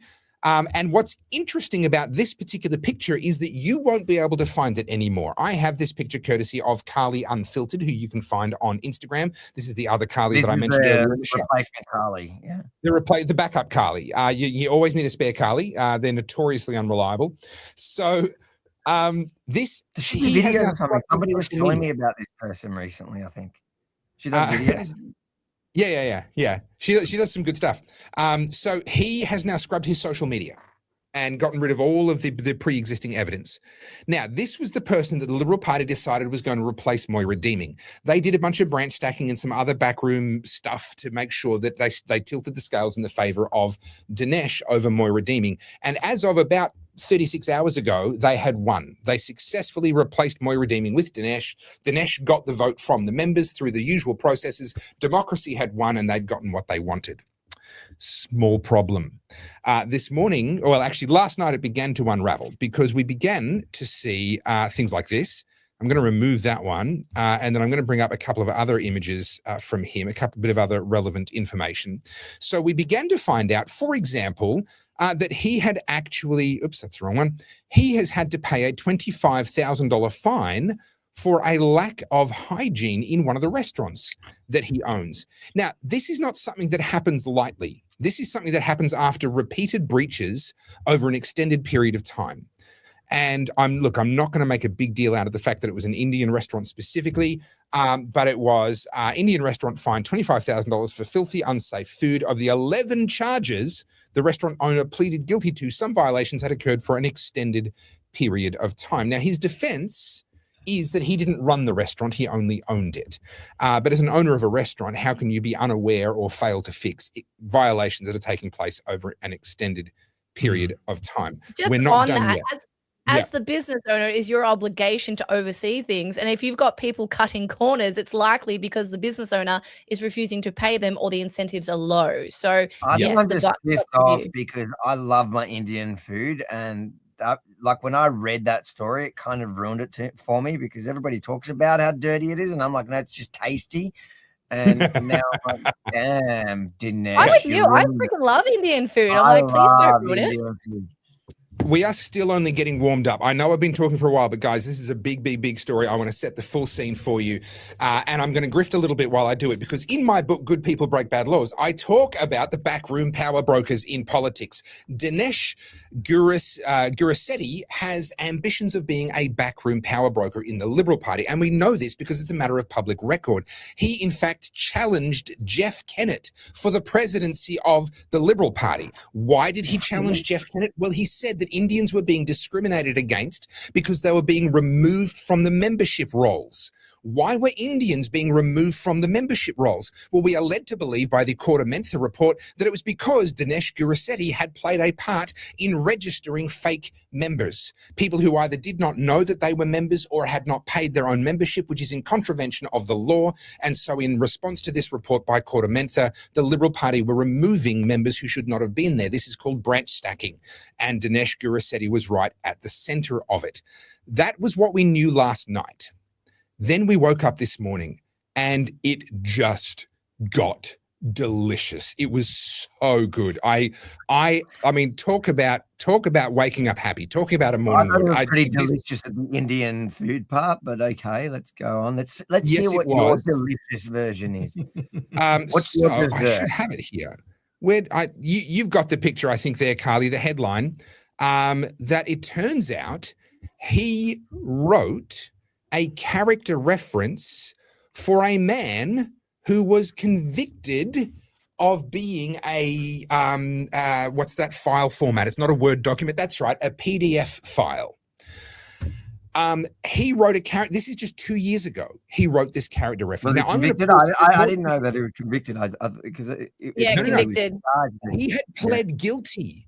He was writing the man a character reference after he pled guilty to the charges. And do we see his character reference? Do we have? I have it. I have his. I can read it out in a minute, but I've been talking for a long time already. I want to take you guys a chance, but like, there's more. There's more here. This is the craziest story. Right, hold on. Can we get two things? There's more. Where are the steak knives? The two things that I want, and you don't have to do it after you finish telling, but I want to know what he actually pled. What was the crime? Do we know the details of the actual crime? And secondly, we want to hear the character reference. What did he say about him? Okay, I have to be very careful which words I use when discussing the crime because I'll set off the filters. So I'm going to talk a little bit circumspectly. But he pled guilty to grooming a 15-year-old through a messenger service, arranging to meet with her and meeting with her, having sent her a picture of his via a carriage service, and then assaulting her in the manner which you would expect given the arrangement that had been made. So this is a pretty full-on level of non-Word document PDF file activity, and he had pled guilty. Now, the fact that he had pled guilty is super relevant because the next twist in this tale is that the Liberal Party came out and said he's offered to withdraw his candidacy and we have accepted his withdrawal of his candidacy. He's no longer going to stand for the Liberal Party. And that you would think makes sense. I mean, the question you would ask, though, is that, how did he get through vetting in the first place? Now, remember, Moira said to me early in her career, she's like, I don't know how they didn't figure out who I am. I'm amazed I got in. Who vetted me? Well, clearly they didn't vet well enough. This is the next twist in the tale. Dinesh denies ever withdrawing from his nomination for the upper house ticket. He wants the Liberal Party to still put him in the #1 spot in that region. And his argument is that other high-profile Liberal Party figures have given character references to convicted criminals before, and so it really shouldn't be used against him. Oh, and by the way, I love this detail. He didn't really know the details of the crime of which the person he was giving the character reference for had pled guilty to. That's literally what he said. In my defense, I didn't know what it was that he was accused of in detail, right? Now, think about this. He has to write a statutory declaration to the court as a character reference. In that statutory declaration, he has to state that he's aware of the charges. So either he lied on his statutory declaration because he wasn't actually aware of the charges, or he's just lied to the Australian public and to the Liberal Party, claiming that he was not aware of the details. If he lied to the Australian public and the Liberal Party, he probably belongs in the Liberal Party. Let's just be touche, Avi. Now, I will say this document is a matter of public record. I won't say how I got a hold of it, but it is very findable if you search his name on the Austlii website because it is a matter of court record. I have redacted his address from the screen. The copy I have comes directly from the Austlii website. It does not have his address redacted. Of course, I presume it's out of date. You read it to us. But let's have a read, shall we? Your Honour, my name is Mr. Dinesh Gurisetti of such and such address. I have known Mr. Kashyap Patel of 23, etc. That was another. I should have redacted that address as well. External dispute case manager for nearly 4 years. He is a good friend of mine. I understand that Mr. Kashyap Patel has to attend court about child grooming and a certain kind of assault charges. He is very upset about that. Sorry? You're reading word for word. So you're reading him saying that. Correct. I am quoting directly. This is what he wrote to the court. He is very upset about the charges, and I truly believe he's extremely sorry to the complainant for what he has done. So he knows he's pled guilty, right? This is the thing. Think about his denial now. He's saying in this, he knows the dude pled guilty. My understanding of his personal life is he is a very humble and a family-oriented person. He has family with young children, and he also has elderly parents living with him for quite some time. He is a primary breadwinner in the family and supports his parents. He is a person who is very respectful, helpful, and always ready to take feedback when provided. I believe during COVID-19 pandemic, while we were under lockdown, he was not coping very well mentally. He is a person who loves to meet friends and family in person, and due to lockdown could not meet them. I believe it may have put a lot of stress and anxiety on his personal life, which have put him in this issue. From what I gathered and the years I know him, the issue was completely outside of his usual character. Even though he has been charged, I would continue to trust him as my friend. Finally, I can say that in all the time I've known him, Mr. Kashyap Patel has been a decent, hardworking and trustworthy person. I believe any behavior he displayed that caused him to be charged with child grooming and assault was a one-off event. I'm happy to discuss the references further and can be contacted. Imagine writing that. Forget about denying it after. Imagine writing a character reference to someone where you actually have to put your name to it, and you go, I know this guy is a really good guy, and I know it's like the fact that he's had to spell out who has been charged for grooming and sexual offenses against a minor, and put your name to that and sign it. And then you put your hand up to run for public office. Like, think about just how far out of touch with reality you have to be, even just to take that step, let alone now to be saying, no, I'm not withdrawing my application. You should stick with me. I'm the better choice. The person, get this, understand what he's saying and understand what the Liberal Party did when they put him forward. They said that a person who went into bat for child predators is preferable within the modern Victorian Liberal Party to a woman who went into bat for women. That's literally the trade-off they made. And they were proud of it until it blew up in their faces. You want to know the plot twist? His friend that abused the child is running for the Greens. Are you serious? No, I just made that up. Okay. It's possible. It's not outside the realm of possibility. I'm sorry that my joke is too close to reality. No, but I was just reading the article. So he's saying that because John Howard and Tony Abbott wrote references for Cardinal George Pell, who was also but he was never charges. But he was never convicted. He was convicted, and then it was overturned. And it was overturned on appeal. So I don't know when they wrote the references, but he's saying that's happened within the Liberal Party before. And but also, can I just say that using that as a cop out, regardless of whether or not Tony Abbott and that did that, using that as your excuse, like, who is advising these people? Who in the Liberal Party is sitting there going, I must say though, the Liberal Party, Tony Abbott and John Howard and so forth, even when George Pell was convicted and in jail waiting appeal, did defend him publicly, despite being... No, what's the big difference? Is they said that it wasn't true. They never believed it to be true. That's true. That's a good point. That's a good point, actually. I know that this happened, but the guy's a good guy. Yeah. That's very different. That's look, true. It's only one 15-year-old, guys. It's only one 15-year-old. Like, it's just an anomaly. It's not like he has a hard drive. It's obviously it's all sick and twisted. I'm talking about the political side of it from the Liberal Party, because obviously they're all over the place. Their vetting is not that great. Yeah. Are you feeling all right? Why? Because you just made a really good point, and I'm a bit thrown. Are you okay? No. I was like, I think I caught whatever you got, or maybe even Carly. You don't want what Topher has, bro. No, trust me, you do not. Now, just to finish all of this out, this is Dinesh Gurisetti's I believe this is his Facebook page right now. No posts available. Everything deleted. Everything scrubbed. Previously, he'd been banging on about how much he loved the Indian community and everything else, which is fine. You're entitled to do that. He'd obviously banged on about COVID and getting double jabbed, and he's got photos of himself wearing masks.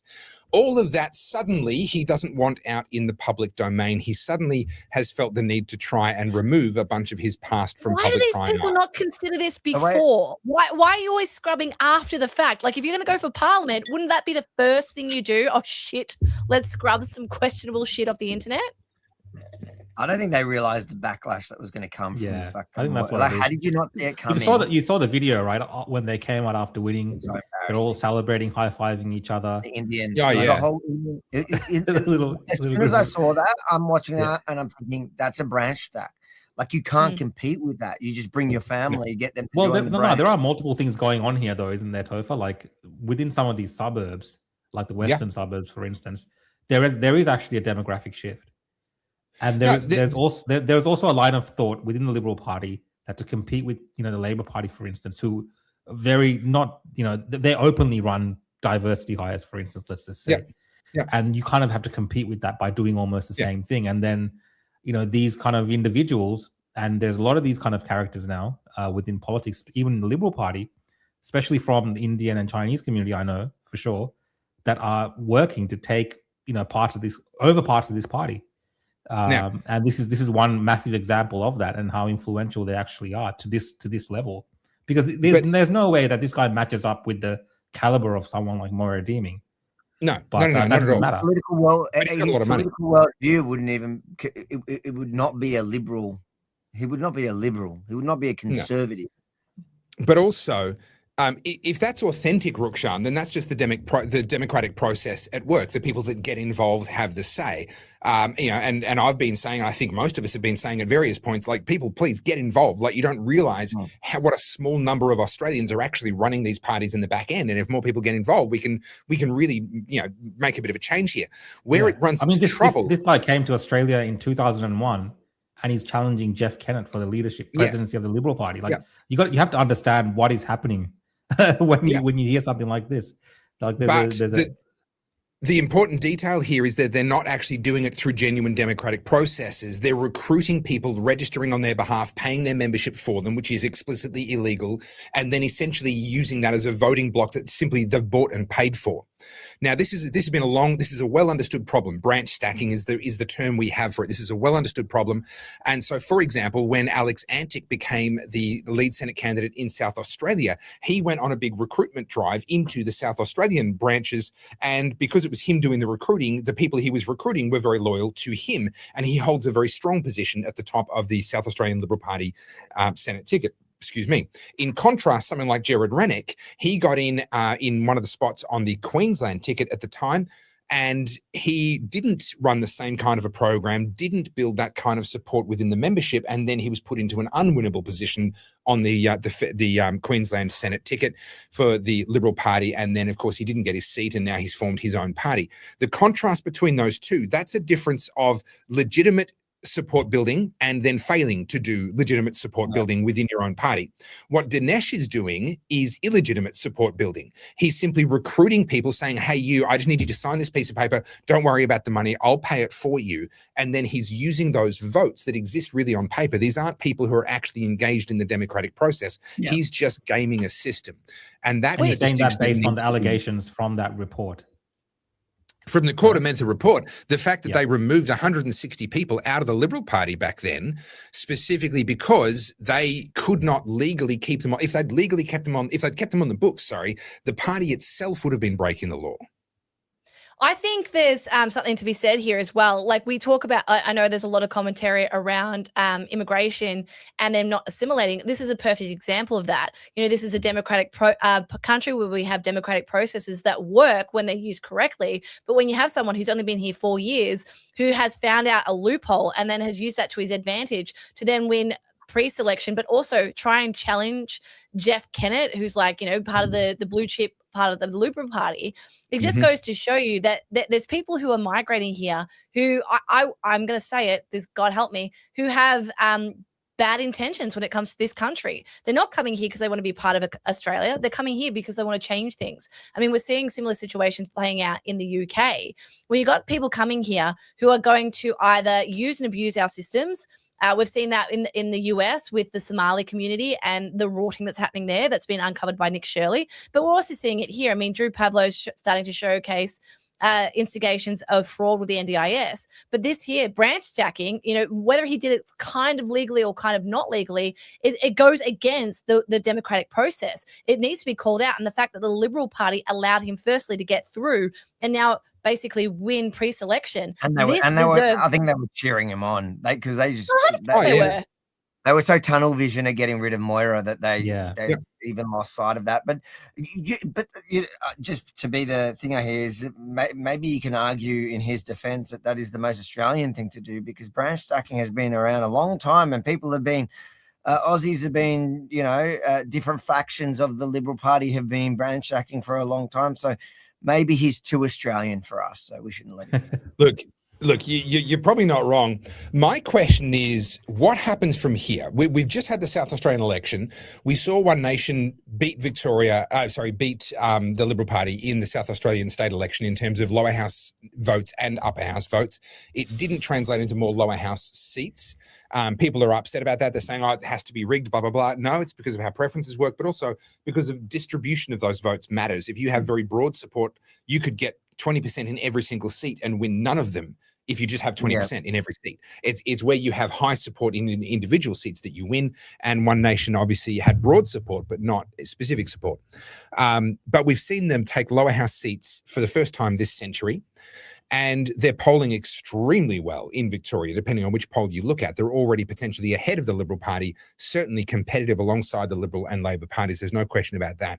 Now, with this, do you guys think that this is going to move the needle further, or has everyone that's going to move already moved? I think, people who are sitting on the fence maybe about the Liberal Party, like you look at someone like Moira Deeming and you think there's still hope for the party, for instance. Sure. Someone that represents some of those more liberal values that we've kind of associated with conservatism, even standing up for things that a lot of the Liberal Party seem to be afraid of talking about. Moira Deeming was happy to give those issues a voice. Not even if it made a difference, just to actually talk about those issues, right? Because we want our politicians to engage in some of these conversations.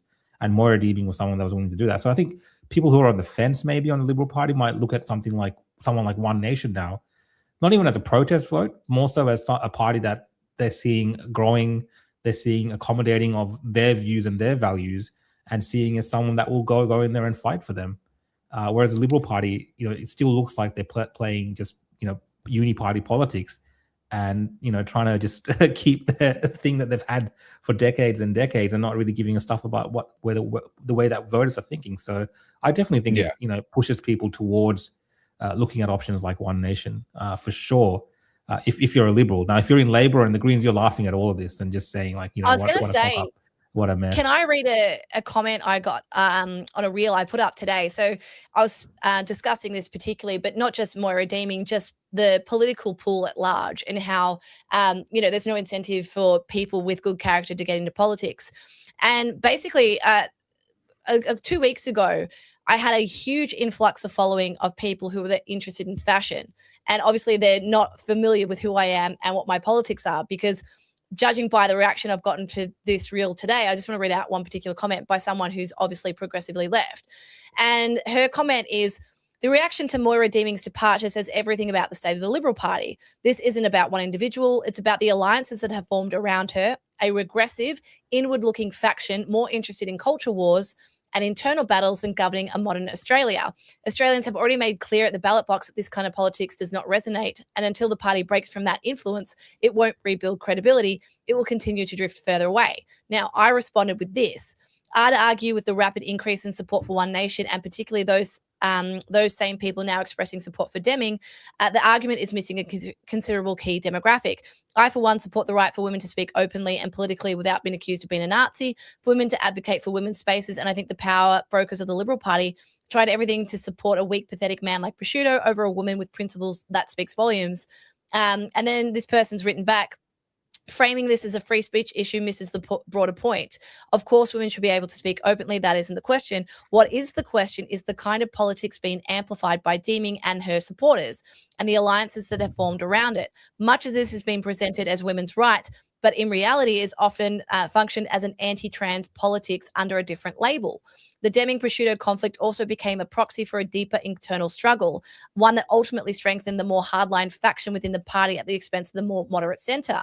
Voters are not naive. They can see the distinction, and recent elections suggest there is limited appetite for it beyond a very specific basis. It also speaks volumes for the strong Christian contingent of the Liberal Party who are dated, and this is the reason they've lost support in the educated constituencies of Kooyong and other inner city urban seats. Word salad, I'm going to sleep. On your Instagram? Say that again. Sorry. Yeah. Is it on Instagram? Yeah. Do you know how to block people? Well, the reason I bring this up is, okay, so we've tapped into a part of the internet that I don't often delve into. It's like that dark, shadowy place from The Lion King. And the comment this person's making, I checked who they are. This person writes for Marie Claire magazine, which is very progressive. It's a fashion magazine. And this is important, right? Because we're talking about Moira Deeming, the four of us talking about her as a women's rights advocate. Well, now we have a person who writes about women's rights in a mainstream publication in Marie Claire. This person's clearly a journalist. And she's arguing that Moira Deeming is actually regressive. She's part of like the trad wife movement, the regression of women back to conservative politics. Now, as I've expressed multiple times on this podcast, I'm not Christian in the sense of a practicing Christian. I have Christian values. I grew up in the Catholic school system. I understand the Bible inside out. I don't practice it. What I get really frustrated about with this growing progressive group of women, the feminists, if you will, is that women like me who speak up with common sense, with somewhat the Judeo-Christian values. I'm not going to call myself a conservative because I'm not conservative in many ways, but these people would call me conservative, that we aren't allowed to speak because we are not with the ideology of the day. And I made the point I didn't read out my full comment, but I made the point that I'm a free speech absolutist. I would rather know where all the people on the fringe are and hear their bad ideas so that we can shut them down in public, as opposed to expelling them to the dark fringes of the internet where they go and actively recruit, like all the neo-Nazis will be doing right now, right? The further you push people to the fringe, the more powerful they become. They recruit people because it becomes kind of cool to be part of this edge group, right? And so we need to combat these people. This is someone who's writing for a mainstream publication. She's a feminist. She's a women's right advocate. And she sees people like Moira Deeming as a threat. Sure. Yes and no, Carly. Yeah, the culture war, all that. Okay, yes, we need to be engaged with that. But we also need to accept that a new generation of bitter clingers is being born, and we're never going to shift them. And you talk about, we need to reach their audience. They're influencing people. Okay, that's true up to a point.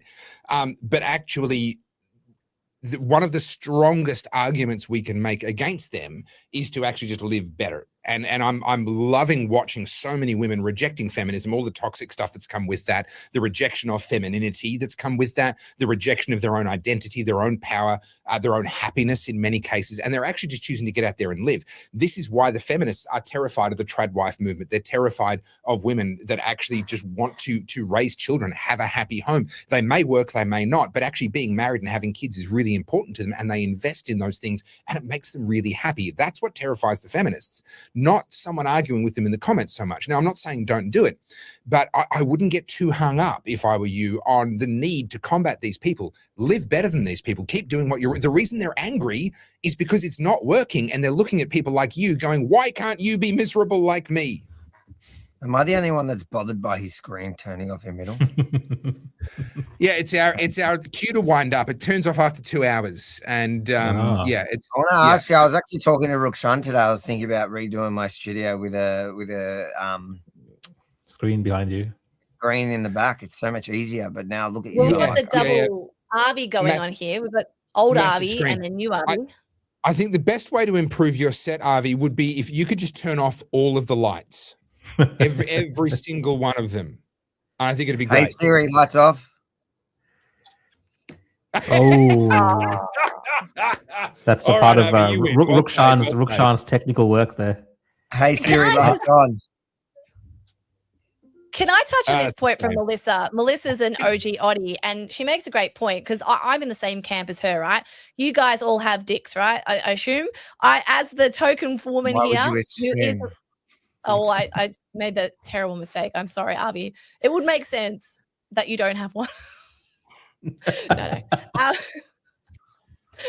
Enough. I don't want to know if you're a eunuch. I don't know if you've been. Anyway, enough. Mate, you're Okay. disgusted by this conversation after what you told us about Bali, mate. All right. To be fair, can we bring back Melissa's comment? I lost it. She was talking about she's sorry. not a trad wife and she's not a feminist. Where the hell does she fit? I would say this as well. Like, I see a lot of the trad wife comments now, and I also see like the, for lack of a better word, the woke right. I don't belong in that faction either. I think there's a large group of people, women particularly, who feel alienated by both. Like I have more conservative views, I guess I could say, but I don't want children. I don't want to be a trad wife. I like very much that I'm equal in my relationship and that, I work and I do all those things. But having said that, I understand the importance of having children. I want people to have kids. It was just never an option for me. I never wanted them. But then on the other side, I see all this pro-feminist girl boss, fuck having kids and all this sort of stuff. And it makes me incredibly sad. But like, where do I sit? There seems to be no middle ground in anything these days. Everything is extreme. And yeah, I just don't know. I think the internet's extreme. Like, I don't know. I try to gauge it all the time. I'm not sure. Clearly the extremes have grown on all sides.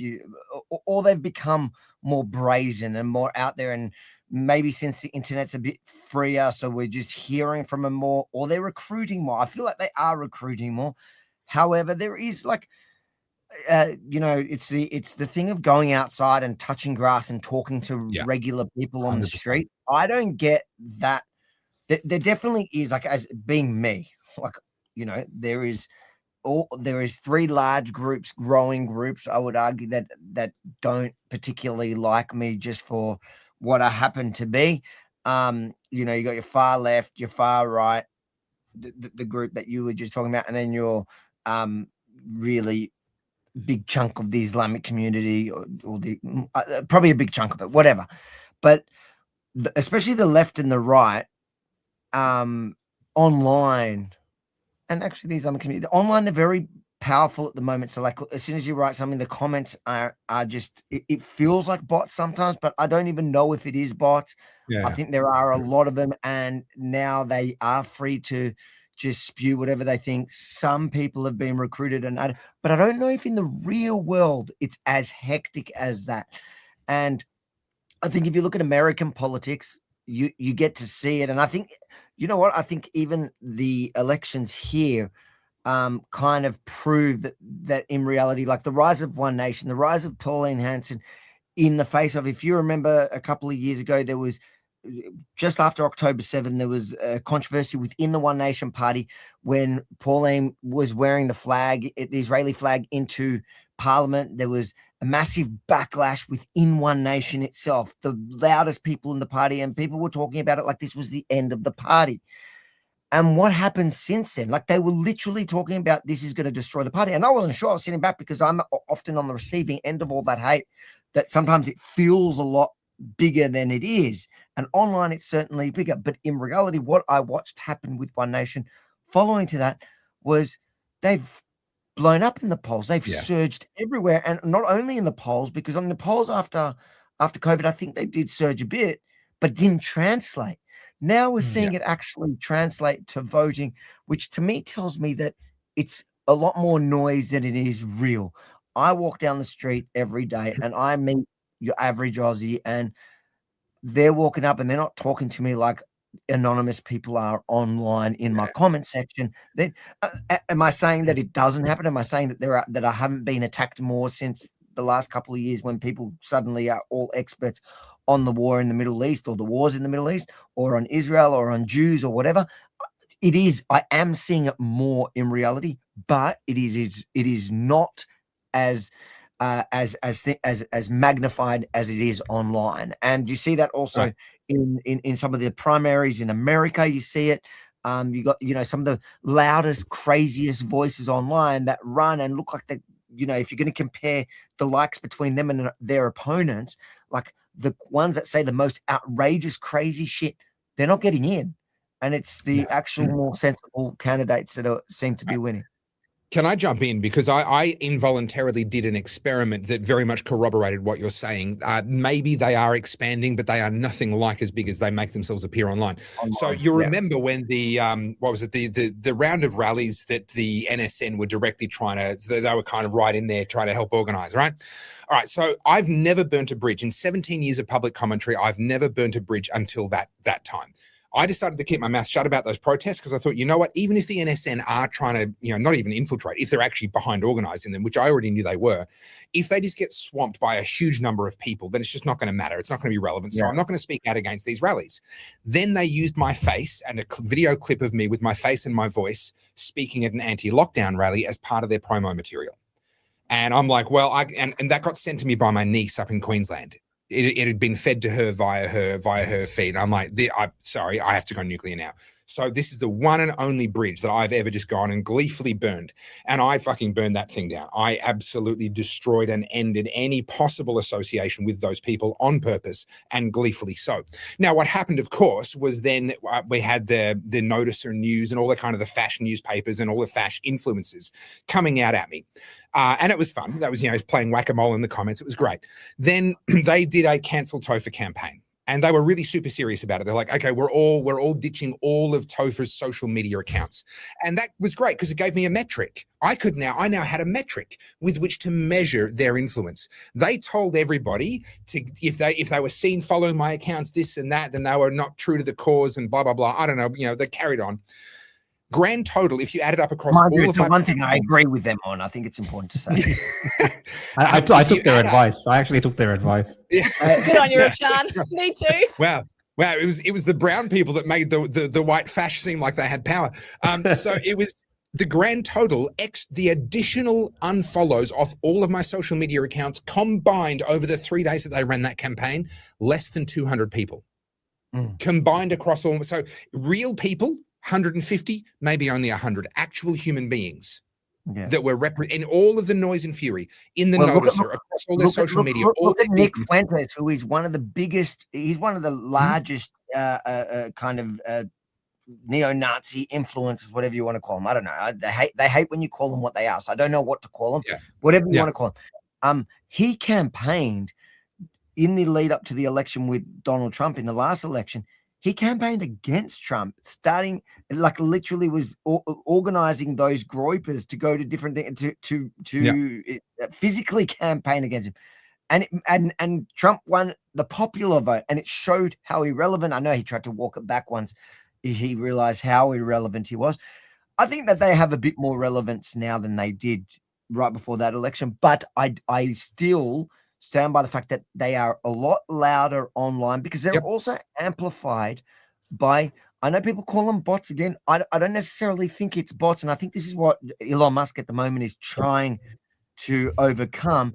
It's the massive army of Pakistani Muslims that hate Jews. They just hate Jews. And so all of a sudden, Candace Owens and Nick Fuentes and Ian Carroll, like all of them, all of a sudden, by default have 10,000 likes because it's actual Jew haters that are in a country that it's irrelevant to the actual practical thing of the day.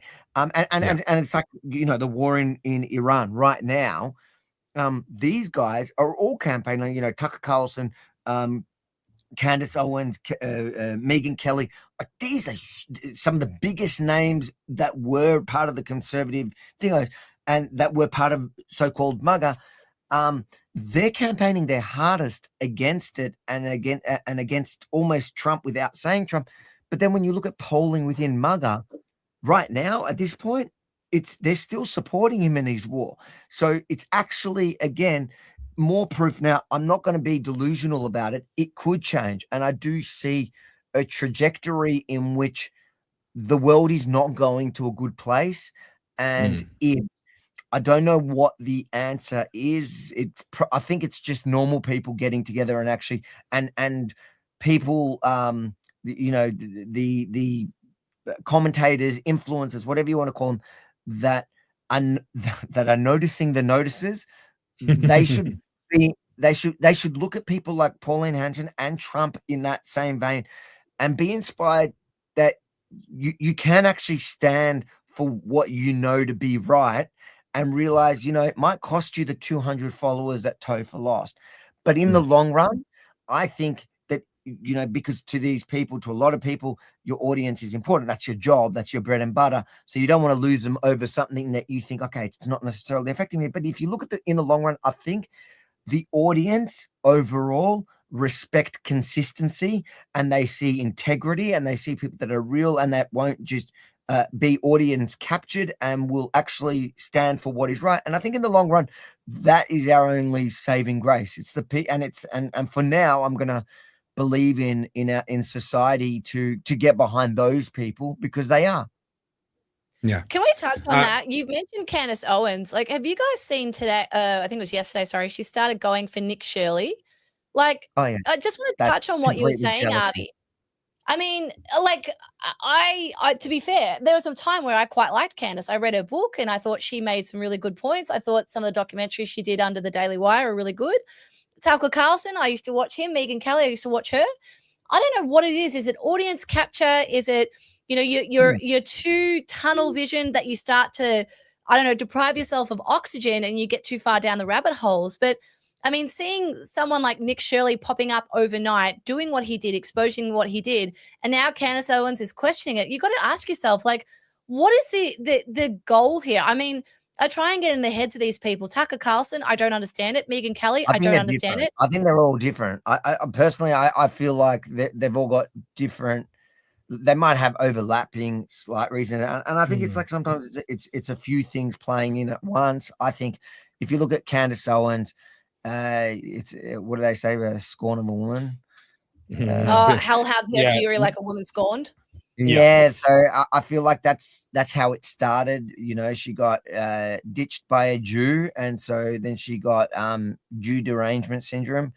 And then I feel like she kind of convinced herself at half of it. There's a lot of it that she knows clearly, like either she's insane or she knows what she's doing. Well, I think she's in too deep now. Like all of them are in too Yeah, deep. Like it's well, really hard to walk back exactly. the stuff they've said Well, and done. whether she knows she's lying about it or she's just convincing herself because she's in too deep, I don't know. I think it was Megan Milk Kelly's TV. They posted a compilation of her saying, "We're getting close, guys. We're getting close, guys." Like about the whole Charlie Kirk. TV. He's the best. He's so and like good. it wasn't just once or twice. It was like, and it had the dates of every video. And it was almost like 40, 50 kind of compilations coming together saying, we're getting close, guys. We're getting close, guys. You got to wonder, her audience is quite substantial. Surely they're not watching this going, oh, yeah, we're close now. You know what I mean? Like, it's getting ridiculous. Dude, you see her speech at the Catholics for Catholics or whatever that event that they did, which was all that kind of crowd. And I don't think it was a Milk Bar TV. It might have been somebody else that kind of copied that style, but they put a counter of how many times in her speech, at this Catholics for Catholics thing, did she mention God or me and I? And you know how many times she mentioned herself, like she said me or I? All right, let's start with I don't know, but I would imagine it's a lot. Which one do you want to start with? She said me and I 350 times. She said God 15. And you're like, how long was she talking for? 7 minutes. No, I don't know. Hey guys, sorry to interrupt. Sorry to interrupt, guys, but I actually have to log off to go do something. Yeah, I was trying to prompt you earlier, Carly. Rukshan's falling asleep, and we need to finish. No, I actually have to go do something. That's why it just came up. All right, it's all right. We need one up anyway. I didn't think Uber started at 9:30. That's a weird time. I was going to go sign up to the Liberal Party in the Western suburbs and run for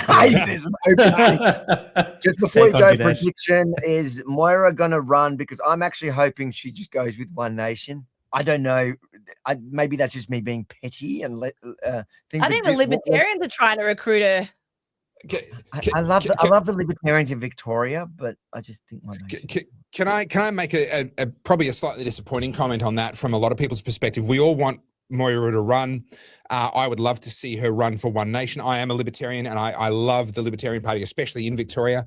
But I think One Nation have the wind at their back.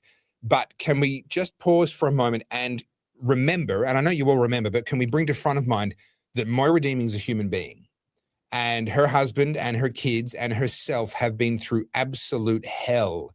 I'm talking full-on abusive Rukshan, relationship. you didn't even say goodbye to him. Rukshan's bailed. Yeah. Yeah, he did. That she has essentially been trapped in an abusive relationship with the Liberal Party for a couple of years now.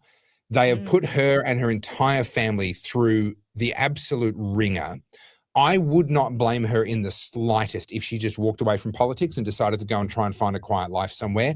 I think that is entirely within her rights. She owes us nothing. She has stood so tall under so much. What do I hope for? I hope she turns her back on the Liberal Party, says, screw you guys, you've screwed me one last time, goes and signs up and starts wearing orange and absolutely crushes them in the coming state election. That's what I hope for. But she is within her rights to never come back into public life again. Yeah, I agree with that.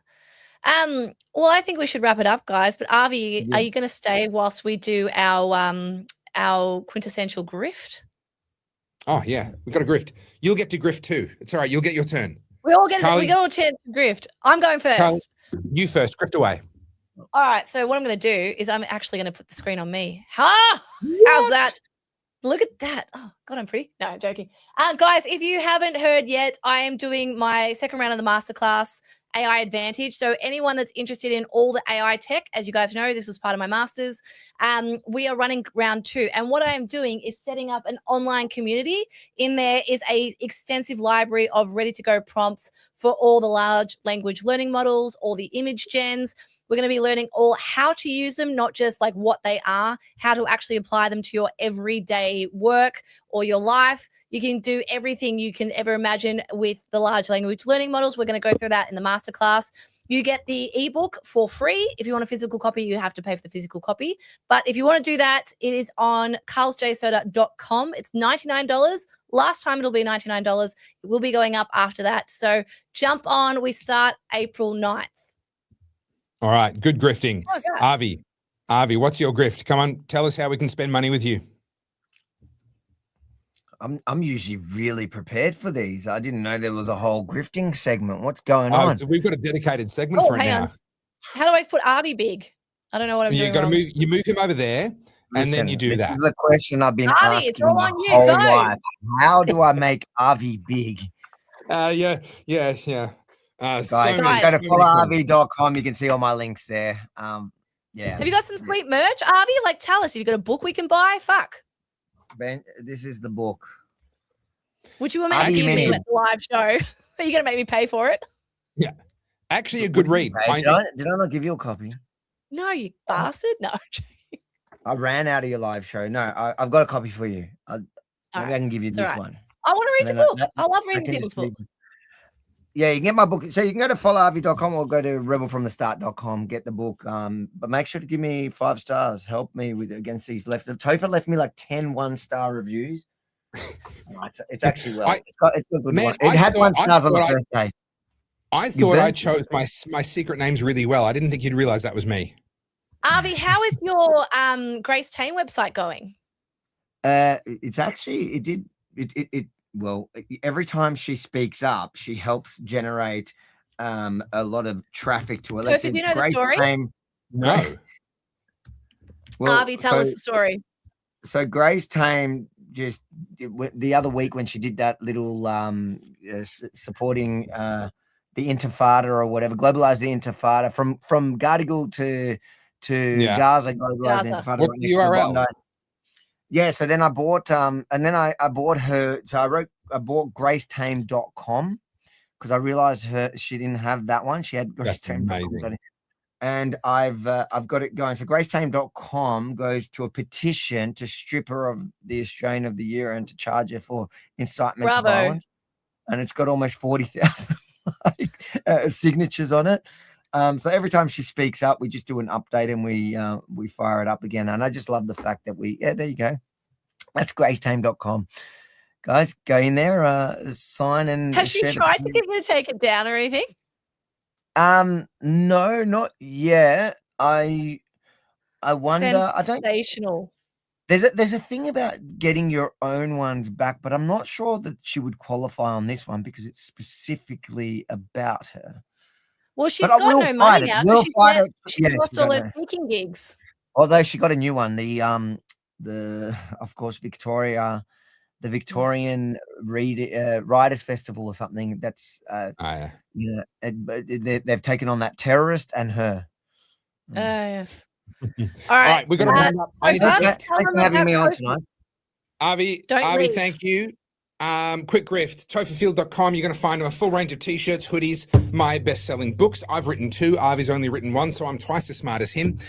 There's also the DVD documentary Battleground Melbourne, of which I had a copy lying around, but I don't anymore. You can watch that for free. Go to tofafield.com, click the documentary tab. It's there for free. You can watch the whole thing. You don't even have to give me your email address, but if you want a copy to put on the shelf to loan out, or you want the nice little 16-page booklet that comes with it, you got to buy the DVD for that, and that's available on the shop.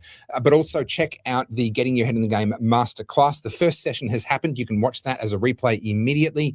And then there are 7 more sessions, 1 per month to come. That's the 2026 Getting Your Head in the Game Masterclass. Check that out. And everything you buy, of course, is going to help me to keep annoying Carly. So do make sure you get behind a noble cause. I would buy your DVD. I just would need to buy a DVD player then. I've There said the is same that. thing. Yeah, there is that. Look, I will say the average age of my DVD buyers is 70 plus. These are people who don't just have DVD players, they also have cassette tape players and record players. I'm surprised you don't have it in VHS. All right, guys. It's been fun. It's a shame Rukshan had to go, but tonight's been fun. Thank you, Avi. Thank you, Rukshan. Thank you, Carly.